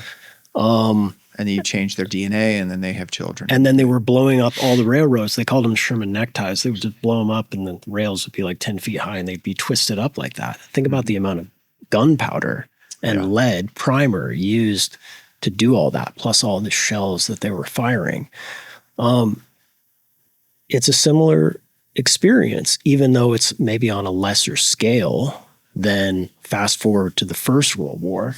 Well, I like to bring items so that we don't get so spun up on like my words. Like that's very left brain thinking, right? Part the whole, language, numbers. Sometimes like to understand history, you need to like put your hands on it and feel it. Visceral. I like it. But this helmet. This is a Brody helmet. Yeah. So this is from the 91st Division. And one of the old doughboys would have worn that in the trenches. Again, we've got, they called it shell shock, was the type of concussions and PTSD they were getting. But shell shock was just a form of warbody, because you would have been wearing this while you're in a bunker, much like this, but you were getting, I mean, what's the longest that you've been under indirect fire? Indirect? Yeah. I don't know, 30 minutes, maybe more. Okay. So some of these guys would have been in a trench for like 5 to 10 days. Yeah. And while they're sitting in that trench wearing that helmet, their brain is bouncing all over the inside. A lot of coup, contra coup. And then you've got to think about how big the shells are, how many are being fired. That's a lot of lead that's now circulating in the air throughout the entirety of Europe. And now, like there's sections, and Josh writes about this in one of his chapters, where they still cannot farm in parts of the old Western Front in Europe because there's so much heavy metals in the soil. Well, there's places at Camp Pendleton you can't walk through for that same reason. But much greater during So it's always been here. It was with our grandfathers. It probably explains why they had such trouble readjusting when they came back in the 20s and the 30s. Yeah. It'd be the same for guys who fought in World War II, where there was goddamn dengue fever and beriberi and malaria like you couldn't believe in the Pacific. So what were they using? DDT. But DDT is a carcinogen. And a pretty good one too. Yeah. So there really isn't anything new under the sun. It's just maybe finally we have such good environmental data and we're so much more aware of these things that we're beginning to like see it not only in like other veterans of past wars, but also in like our everyday lives Yeah. as people. Yeah. And you talked a lot about that in the book, folks who grew up downstream from manufacturing facilities that used a lot of these chemicals in the end products or as waste or as runoff. Yep. I think we are going to be paying for the sins of our fathers for generations to come. War or no war. Yeah. I mean, this is yet another thing that we don't dig into in the book, but we could spend some time talking about it, is if we want to prevent like illnesses and injuries like the ones that I went through, what are the mechanisms that we can build before people come into the service? Mm-hmm. And then what can we do while they're in? And then the VA is going to be on the way out. Right. I think, as I mentioned in like my chapter, people bring their own toxins to the yellow footprints. Yeah. Like when we do this little, build your own Warbody adventure on you, we'll kind of do that. But maybe we need to start taking, blood levels, hair samples, biopsies of people when they join the service, or when the recruiters go and talk to them, be like, did you grow up in a house with lead paint? Mm-hmm. Like, for instance, we're in Georgia, and I was thinking about Dalton, Georgia, which is up in the Northwest. I know where it is. Okay. Yeah. Headquarters of Carpet USA, right? Yep. And they used a chemical to make the carpet stain proof. Forever Chemicals. Yeah. That's PFAS. That's right. And now we're learning how carcinogenic this shit is, and it's everywhere in the environment. It is. Yeah. And people who worked in the carpet industry up there have all been getting sick, but it's not just people in the industry. People outside of town, even miles outside of town in farm country, are getting it in their cows, in their produce, and then eating the cows and the produce. Yeah, I mean, there was rodenticides that were used in California for a long time, and they banned them because not because they weren't effective, they were. Right. But predators would eat the dead or the mice that had this toxic chemical in them, and then that in turn would get eaten by something else, and so on. Just contaminating the food chain. But it is, as you say, at least more in the public eye, which hopefully lends itself towards prevention and then treatment. I would love to see a recruit at MEPS baselined down to that level, and then mid-service baseline, and then on their way out as well. So for sure, part of your annual physical could include something like that. Yeah. And then, you would at least, if nothing else, on the way out, be able to definitively say, well, you were this way when you started and you're this way now, so we're responsible for it. But, also to be able to mitigate it. There's a lot of ranges, and it's been a while since you've been on a range in the military, but the way that we run the ranges is different now. Yeah. They're very vigilant about hand washing, clothes washing, and they tell you when you go home, whatever you shot at the range goes directly into this place, and don't do that. And keep your hand. And it's just different. I mean, it's different. It's not the way I grew up. It's not the way I was in boot camp or 20 years of service, but it is now. So I think that's a positive. At least that's one step in the right direction. Yeah, and I feel like, if I was coming up for the day, one of the things that I would have to have the capability of saying to any Marine or sailor or family is, you're not going to get sick from drinking the water or living on this base. You may get hurt in training. You may get killed if we send you downrange. But the idea that somebody would get chronically ill from their service, I think that's fucking unacceptable. Even with all the complications that we've discussed today, and like how hard this stuff is and how much there is and how much of it is old and we're paying for the sins of our fathers situation, I still think no matter what, that's just wholly unsad. It's just crazy or irresponsible to me. Like, I think it is, but I mean, honestly, Alex, how many times in America's history can we cite moral failings like that? I mean, there's a lot. Flint, Michigan is just one example in a long string of examples where the society has failed. I personally feel that this is one demographic that we owe more to, but that is not to say that the veteran is at a higher echelon of society than anyone else. Sure. But I do think that those of us, and there's not many, 1%, some cases less, if you have the willingness to sacrifice for the greater good, I think that the greater good owes you a return on that investment, I think. For sure. And so while your book, again, it transcends the service member. I mean, it truly is. I think identifying everybody as war bodies, I don't think hyperbolic. But I think that the percentage of susceptibility is greater in the veteran.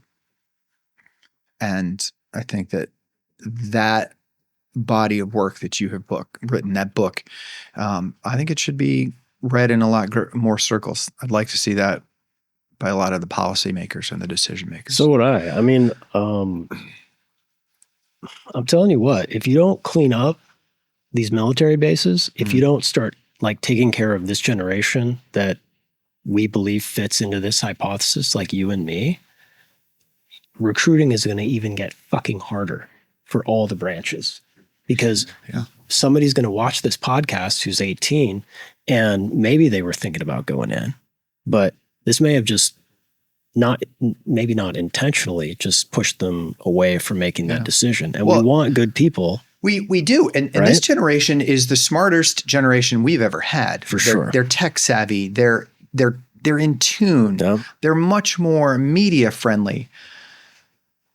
They're much more politically and socially aware. They're not going to take the tough guy attitude that you and I did in a lot of cases like this. Yeah. So if you had 5 minutes of unedited time in front of Congress on this subject or any subject, what would you tell them? What do you want them to know?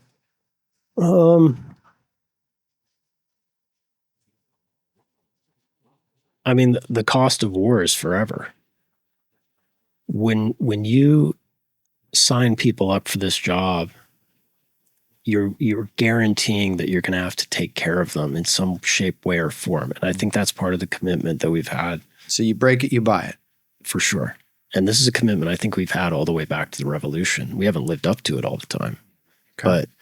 But you've seen various iterations, like under Lincoln, when they passed the Servicemen's Readjustment Act, GI Bill of 1944, where the commitment was real. You also just have to include this stuff in your foreign policy. Like, we live in a world of the environment. We always have and we always will. But we also live in a world where we've created and inherited environmental disasters and pollutants and poisons and things that we banned, but we're still living with. And this has to somehow translate into the foreign policy itself, which means the generals have got to be, I don't want to say green. I think that just sounds like greenwashing, but they've got to be a hell of a lot more self-aware that, wow, Iraq has a history of dust and leaded gasoline. So we're going to have to take some different precautions and think a little bit wiser about what we do when we put our troops in. I mean, burn pits, again, has been like everyone's favorite obsession because they clearly are toxic. Yeah. But it's like, it's something you can see and you can grab. Can't really see a burn pit inside of me. Right. Right. These other things are going to require a lot more thought and self-awareness. And that's going to require a bigger sea change as far as the way we conduct foreign policy.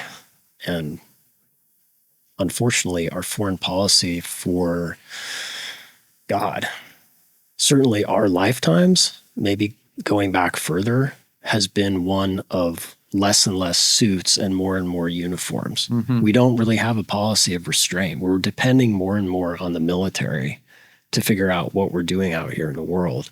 And the consequences of that are falling on people, on us, including those in these countries that we, break, occupy, who didn't invade. have a say. Yeah. And the consequences of that, as far as this environmental subject goes, is more costly to them and us. It's a very interesting angle. And honestly, I don't think I've codified it in that way before. You talk about the second and third order effects of war. That is a fourth and fifth effect that I am not putting on my radar. So it's interesting that you bring that up. I'm really going to have to think about that with a bit more fidelity. Yeah. It's a heavy subject, and it hits home, especially, for you who have lived it firsthand. But I'm really glad that you did, because I truly hope that it results at least in a change, hopefully a sea change. For those so do I, but let me, I was going to preface the whole discussion today with this, but I'll throw it here close to the end. I wish I was wrong. I wish this whole hypothesis that we've come up with of, this three-legged stool of TBI, concussions, PTSD, intoxicants. I wish it was wrong, and that I would be considered a quack. Nobody would read this. I'd be laughed off the internet. I know, and I know why you say it too. Every month since we've published this, another study comes out and confirms one of our arguments. Yeah. Or I have another friend, die. Or, this latest friend who OD'd, he tried to kill himself by OD a decade ago. So I don't doubt that it was another suicide. And because of this knowledge that I have, I can't go back. And I've talked to some of my friends about this. Maybe I know too much for my own good, but I'm never going to let that, let me stop believing these things. And I look at my friend and he just screams Warbody. Mm-hmm. He's had all those things. He played a lot of football in high school, and his coach said you could take a hit. Yeah. He was around all the same burn pits. He did 4 deployments with the same battalion. He went through a lot. And so for me, I just put his name on this book, and I see the exact same goddamn story. And I think that you're right. It would be great if we could put the genie back in the bottle, but we can't. No. I think there's a lot of other exacerbating things. And there's probably a shitload of people out there that are in need of that same realization. And where do they go? What can they do? Individuals, people who read your book, identify with the signs and symptoms. Where can they go? What can they do? So once again, I got to preface this by saying, love it. I am not a doctor, but I played one in real life. I mean, this is effectively what I had to do in large parts of my life to figure out how to get the treatment that I needed. And again, lately people have been asking me, okay, I have all this knowledge that you've given me, Alex and Josh, what do I do now? You got to build a narrative. That's ultimately what all trauma is about anyway. Mm-hmm. And that's the part that I want to keep hammering home. TBI and concussions and intoxicants, that seems a lot more straightforward. We need the brain to heal, and we know it has natural abilities to do that. And we have to remove the toxins from the body. Trauma is kind of like this ghostly thing that we're dealing with. Where's it going? How do I chase it? What do I do? You've got to go wherever your feelings are going to take you. And that might be to dark places. It might be to light places. It's wherever your feelings and memories need to go. Mm-hmm. And I like the saying that goes, the truth will set you free, but first it's going to hurt like hell and maybe nearly kill you in the process. That, I think, is a lot of what PTSD healing means. It's not being free of suffering from these memories. It's simply having access to them and letting them do whatever they need to do. Mm-hmm. I will always be in pain over my brother's suicide or any of my friends' suicide, but I don't hide from that pain at all anymore. When the tide comes in, I just basically chain myself to the beach and let it drown me, because I know it's not going to kill me. It's going to do good things for me. And that's kind of really what happens with animals. Like I saw a bunch of dead possums on the road today as I was driving down There here. are many. Yep. And I was thinking about how a possum, right, when it gets attacked, it goes into like freeze mode. Yeah. And then it collapses. And then when it wakes up after it's survived, it shakes off the experience and it's able to function and go back to its life. It's not traumatized, right? We get stuck in a loop when it comes to trauma, whether it's stuff that we saw in combat. And again, trauma is trauma. Like it could be sexual assault. This is what we're going to talk about in a little bit. It could be things that happened to you in your childhood, but you get stuck in this loop of either not remembering all of it or thinking it's still going on. Yeah. And that's the hard part of sorting that out versus these other two things that seem a little more straightforward. So, as far as like, okay, what do I do next? I've kind of created this thinking, okay, first do no harm. What can I do that's free that will help me work on my disability, work on whatever I need help with my doctor, for my family or my friends or for myself. So I would first just start with your symptoms and write down whatever they are. Okay. And you can do this in total privacy and just let whatever comes. I'm going to leave this with you, but write down everything, every ache, every pain, things that seem weird to you, even if they might seem embarrassing to somebody else. And then move towards kind of dividing your life into that day that you stepped on the yellow footprints or went to MEPS versus your pre-life. And we're going to start in the military experience because that's the easiest. So we'll look at boot camp, then we'll look at your MOS, and we'll go in time through these different things. So I'm just going to write down a couple of things. Sure. The parts that you feel comfy giving me. Yeah. Right? Okay. When did you go to boot camp? I went in November of 95. Okay. So, and you went to MCRD. Okay. Right. Why did I ask you that question? Because lo and behold, if you go and look at the Environmental Protection Agency's record. Yeah. MCRD used to be quite a dump. Absolutely. Before they concreted it over. Well, and I don't have this memorized yet, but the Environmental Protection Agency, it came out with a law in 1980 called CERCLA. And I have to know this stuff because my day job is I do conservation work. So I go out and clean up polluted rivers and streams. So I have to know a lot about environmental law and policy. Well, CERCLA is the Comprehensive Environmental Response and Compensation Liability Act. And that created what we call Superfund sites, if you're familiar with that. Yep. Superfund site is something so toxic in America that you generally don't want human beings near it because they will get instantly sick. And it has to be cleaned up sooner rather than later because it's going to affect the people, the economy, everything around it. And if they can't find the original person who polluted it, the federal government is going to step in and clean that up. Yeah. Well, lo and behold, many of these military bases, just like other facilities and forests and old mining towns and waste dumps in America, are on Superfund list sites. And MCRD is not, but if you had gone to Paris Island, it was put on that list in 1994 and was cleaned up.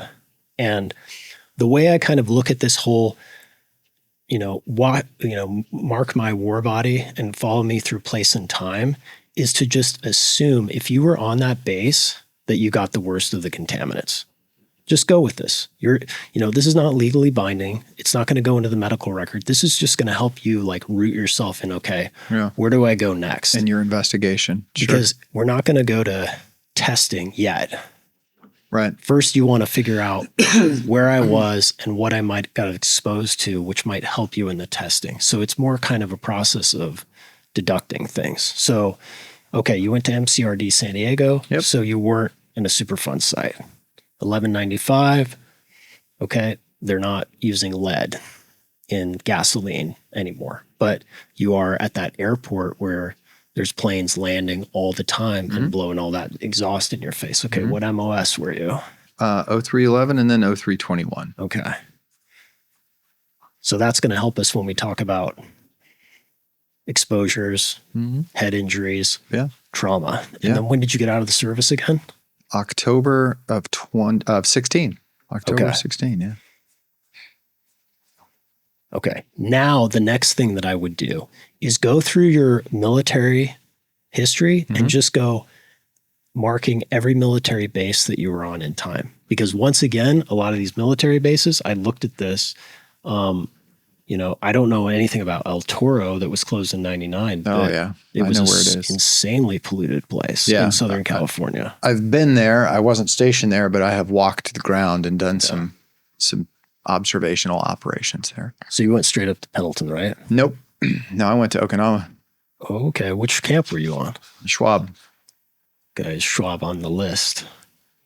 Futenma and Kadena are, well, here's the thing. If you're in Japan, you're not in the United States. Right. So the Environmental Protection Agency doesn't apply. Yeah. But a lot of these pollutants that were declared dirty on stateside American bases were still being used there. So from what I found doing a little digging, and this stuff is on the internet, like and on government sites, Iwakuni,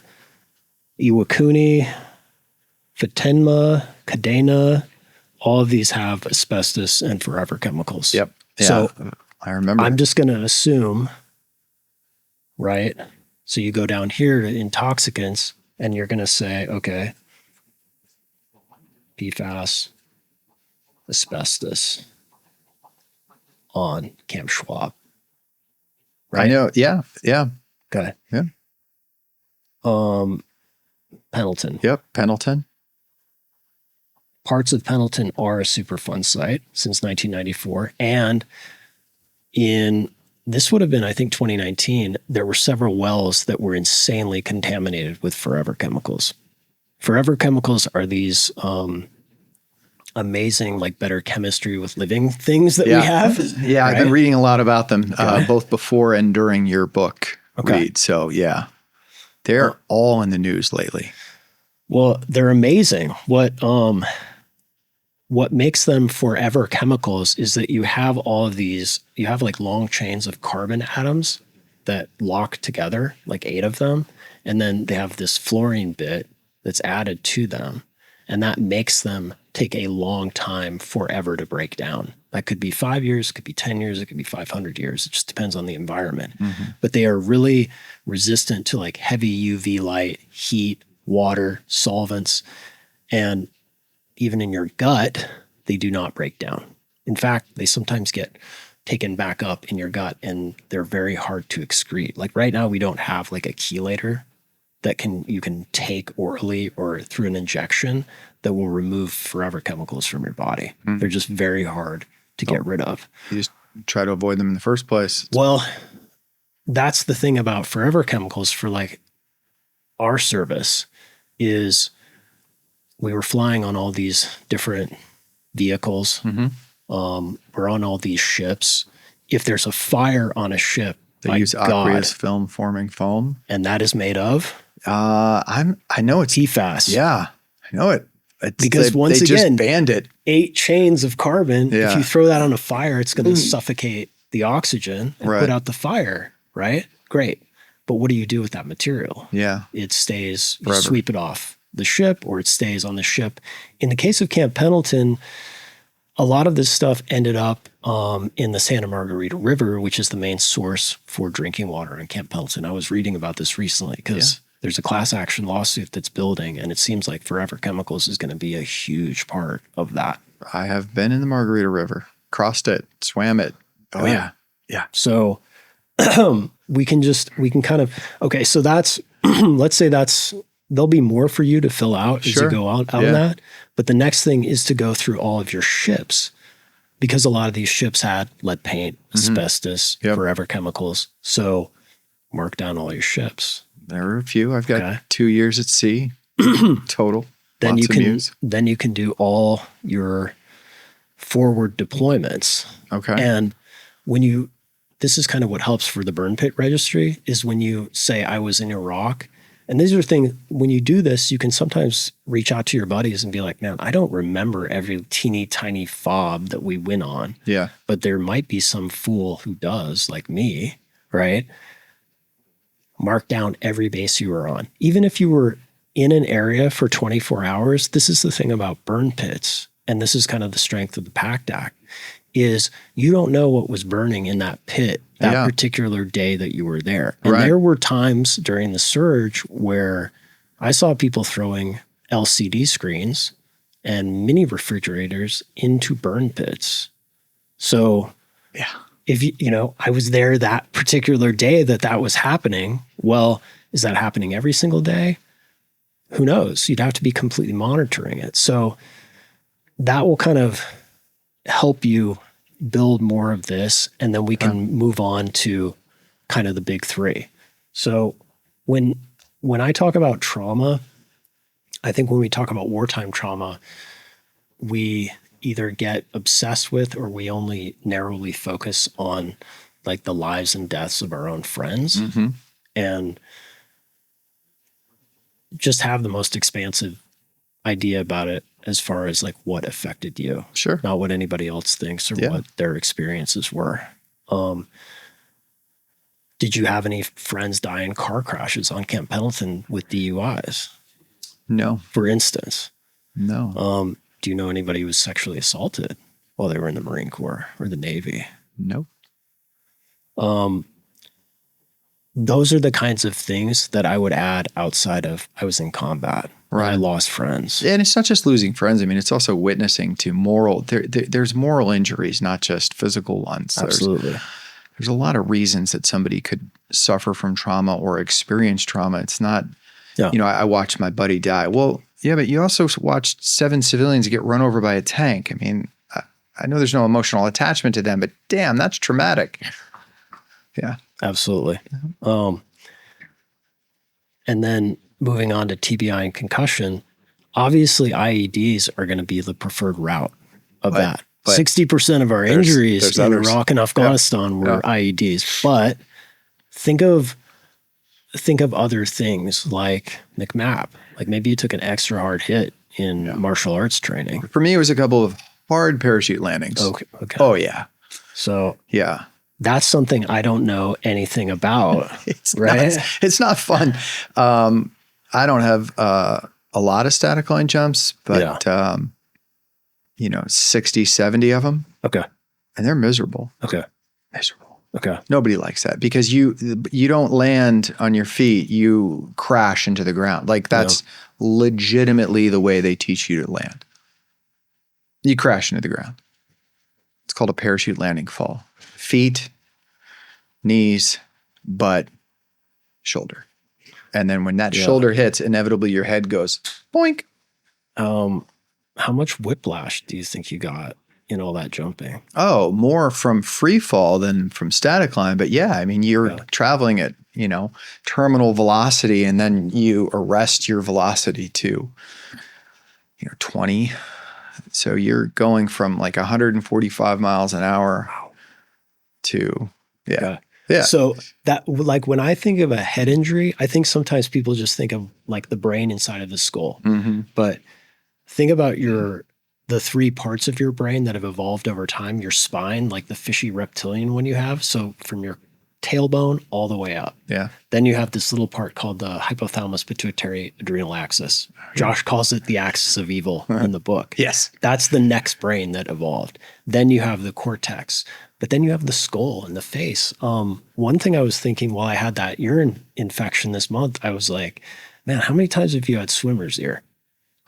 A lot. As a diver, I've had it quite a bit. Yeah. All right. And all of that, recompression, decompression that you guys go through, how is that interacting with any other head injuries that you have? I don't know. Yeah. I'm genuinely curious if that's maybe there's something worse that's happening amongst people who, are in boat companies or in recon and are swimmers, So put that stuff down. I mean, you rode motorcycles? You still do? Oh, yeah. Okay. Any crashes there? No. Well, yeah, that's not true. One. I had one. All right. I had a pretty good one once, young. Did you get evaluated for a TBI? No. Okay. No. I was like 17. I think I just walked home. Yeah. This is kind of jumping forward, but that might be the TBI that is worse than the one that you picked up during your service. Yeah. That's the thing to keep in mind as you're making this. And then we can kind of jump to the toxicants. Again, if you're just like, wow, there's a million things it could be.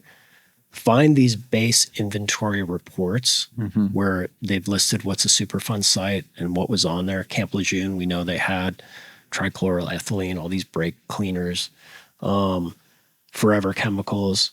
If you're, again, go back to your MOS, okay, you're shooting a lot of lead. I'm going to put lead down. Burn pits, mercury, cadmium, lead.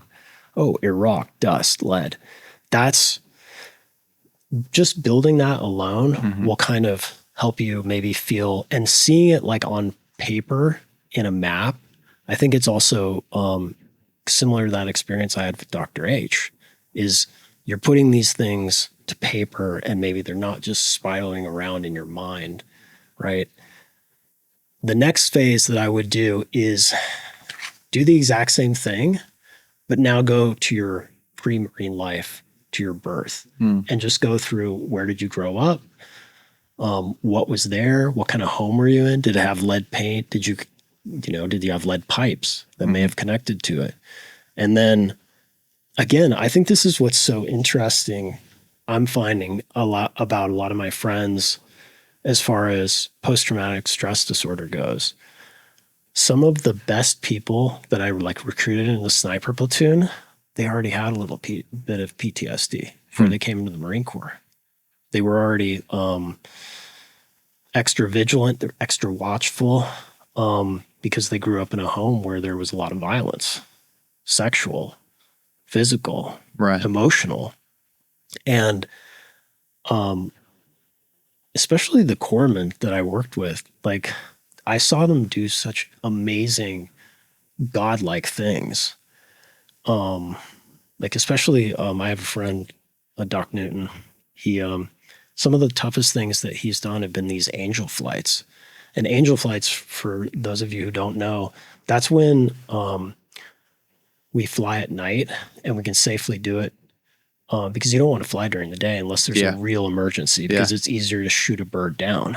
So an angel flight is when you're going to pick up the body of a dead Marine or a dead sailor. And sometimes there's nothing in that bag but a foot or an arm.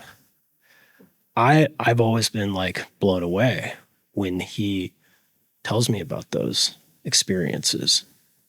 But then he'll tell me about his childhood and my eyes bug out. Yeah. Because I'm like, that's why you were such a good corpsman. You were already so used to all of this stress and hardship that when this stuff got thrown at you, you were able to handle it like a champ. So that's something to keep in mind. And it's something that I think the VA is starting to realize, that it has to treat PTSD way back, because if you just treat the wartime PTSD, that might not be the worst of it. Yeah.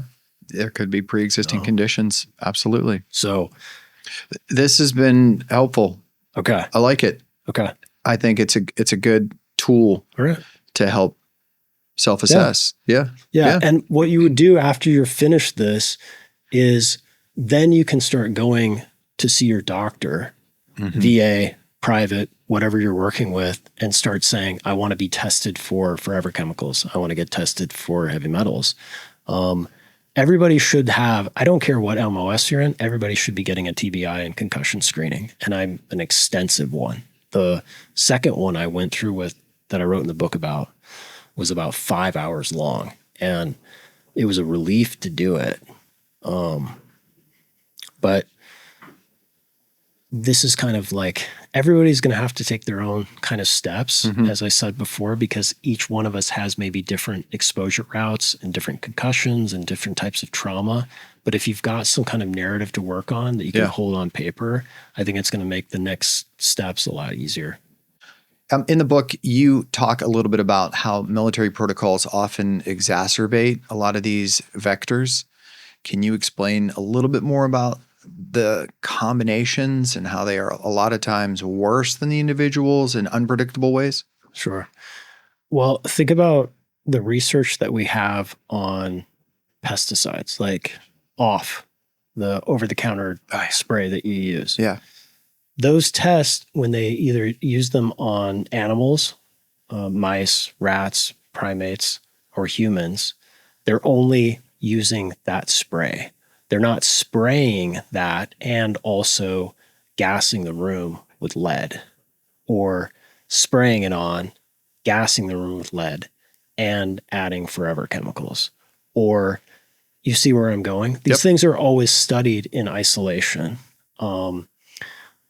Sometimes because of like legal matters, sometimes because how much longer and more extensive that research is going to be. Mm-hmm. But when we're downrange, we don't have the luxury of using those products in the ways sometimes that they have been The sterile conditions that they tested them in. Yeah. So, for instance, in Iraq 2003, we were taking drugs to counteract malaria. Yes, doxycycline. Yeah. And often that antibiotic can give you a sunburn. Mm-hmm. You can feel it while you're using it. You're supposed to stay out of the sun. In addition to that, there was another drug, it's called maleficon. Yes, I know it well. And according to some of the literature, it can cause PTSD symptoms, like psychiatric symptoms. Great dreams on doxycycline.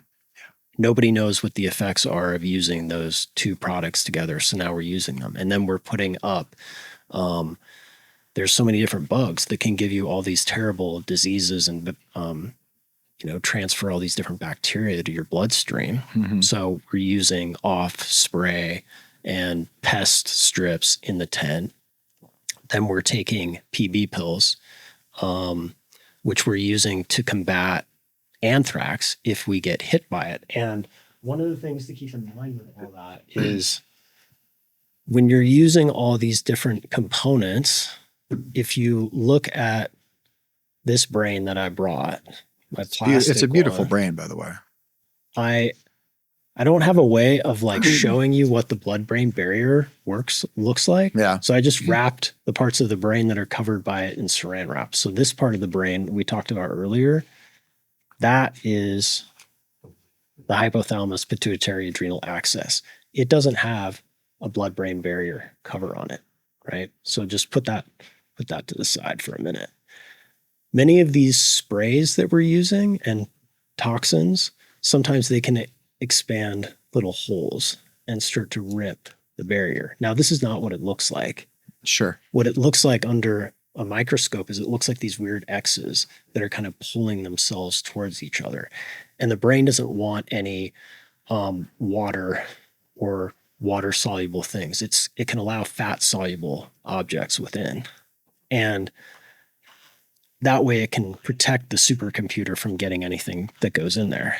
Now, as we talk about in the book, lead in your body, it can't really tell what is a lead atom versus a calcium atom.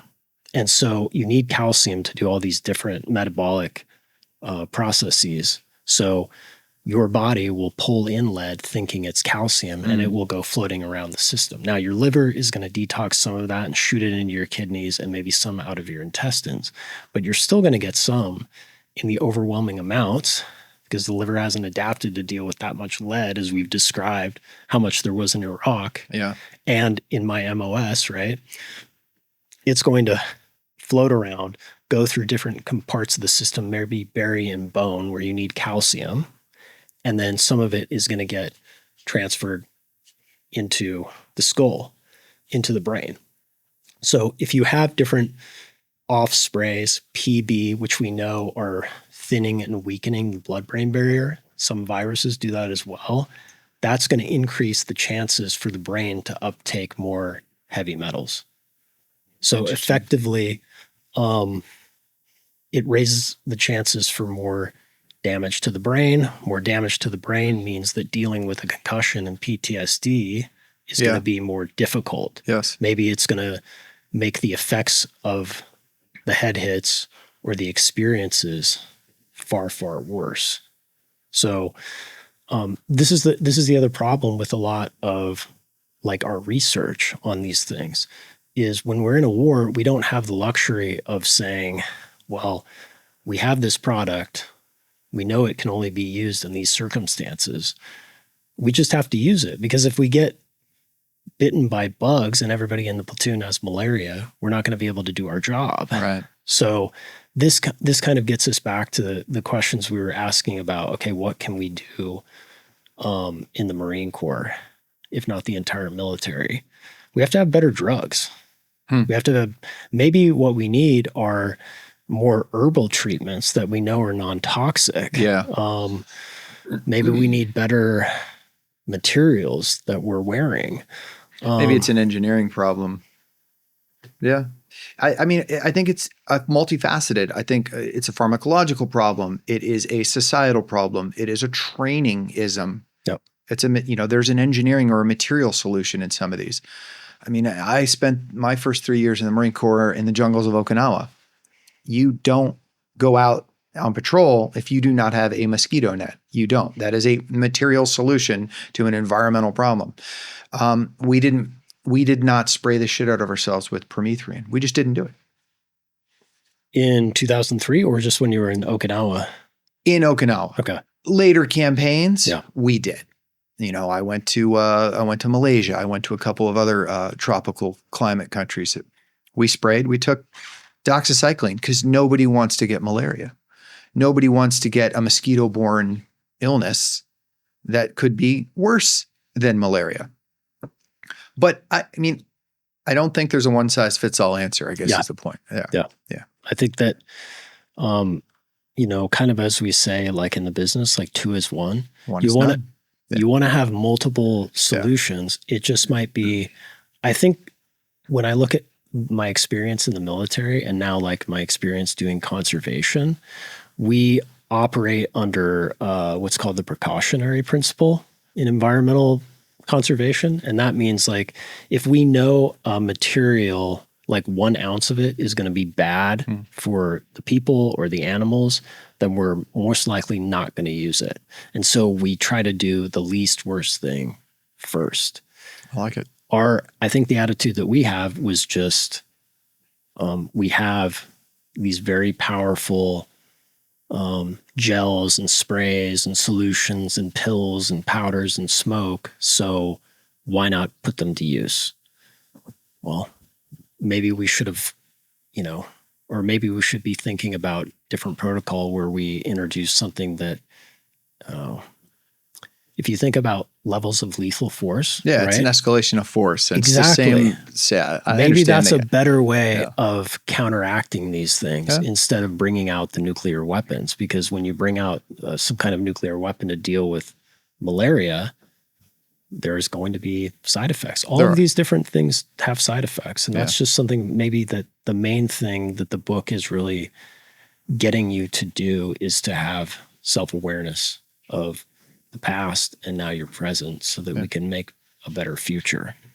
Well, let's take that same approach then. I would love to know what are 3 things that you think the Marine Corps, and let's just leave it with our service, could do differently to reduce exposure to some of these chemicals that we've talked about? Or let's broaden the aperture. Any of the modalities that we've talked about, toxicants, concussion, PTSD. I mean, I think we were discussing it earlier. If we have pre-screening for all the recruits coming in, that will help us manage them when they're Marines and then manage them on the way out. So we're talking about preventive medicine, toxicology, a blood test, maybe a questionnaire or short screening about their psychological history. Yep. And then baseline their mental cognition to compare for a TBI or a brain injury. For sure. Okay. I mean, and you could dial it up as far as machines and testing symptoms. We can run like DTI, MRI to run a scan on their brain. We can send them through one of these more elaborate 6-hour tests that measure short and long-term memory. Yeah, I've done it. Okay. So I would say that would be the first one. Okay. The second is, okay, we have to train. You can't do this job without vigilant, hardcore, realistic training. But we also have to strike a balance here of how can we make the training realistic without adding the exposures. I still have not figured out a way to do that. I'm not a believer in computer games or virtual reality. I think that does not put the threat of how destructive these things are on the pressure while you're training, and you need that fear to make the training effective. So perhaps the interventions are going to have to be finding like some kind of like good fitting but lightweight KN95 mask that you can breathe through. Okay. We could also have better green ammunition that doesn't have lead primer. Maybe the third thing, and that, so again, we could go down a lot of avenues in that way, but I don't really, that's one of the reasons why we haven't jumped on that is I don't want to, the people who know best are the fucking NCOs who are doing the training. And I don't want to take anything out of their hands that they need to make sure that their troops are ready to go in full readiness. So maybe just maybe the better answer is a different question. It's letting those that know are their experts in their field make the decisions once they're armed with the knowledge that a decision needs to be made. Yeah. Okay. I like that for sure. Well, let's hold on to that. Yeah. So, and maybe the third thing is the bases themselves have to have the healthiest food. We should not be serving our fucking Marines prison food. They should be getting non-GMO organic like my food. prison food. Okay? Fuck that. No, because poison food can often contribute to poisoned bodies. A lot of these toxicants that we don't get deep into are herbicides, pesticides that are on all of this different food. So organic, non-GMOs. Grown by veteran farmers. This would be a great program. I'm all for it. Yeah. And same with the water being, extra clean. And maybe we have fucking saunas. We know we can sweat some of these materials out. Interesting. God, I mean, I would love to put all the Marines through fucking yoga, but hot yoga. Yes. Okay. I've been doing that for 2.5 years. And again, it can't solve or cure anything. I mean, some of these yogis believe way too much of their own bullshit, but it does do a lot for the body, and sweating can be a source of removing some materials. But I think just having a healthier environment where we can have it would help reduce the body burden, make people feel better, and have healthier bodies. And healthier bodies are going to be able to withstand more PTSD, concussions, toxicants. Resiliency. Yes. Physical and mental. So I like it. That's this discussion that you're having is the one the Marine Corps needs to have if they get their teeth into the book. We'll see if they do. Let's see if they do. Maybe I can help get it there, at least help get the message out. Yeah. A fascinating book. Again, I love the fact that it's written by the both of you. You're both complementary to one another's reading or writing styles. You support one another's positions with different angles. It's an incredible read. It's not just another narrative of a veteran that goes to war, because there's too many of those out there. This is uncomfortable to read because I think there's an uncomfortable truth behind it, and those are usually the most indelible. So thank you very much for sitting down and talking to me today. I've appreciated it. Oh man, thank you. I appreciate it as well. Awesome. Well, for Carry On Podcast, that is it for this edition. I am Brad Colbert, the Iceman, and as always, until next time, stay frosty. Improvise, adapt, and overcome.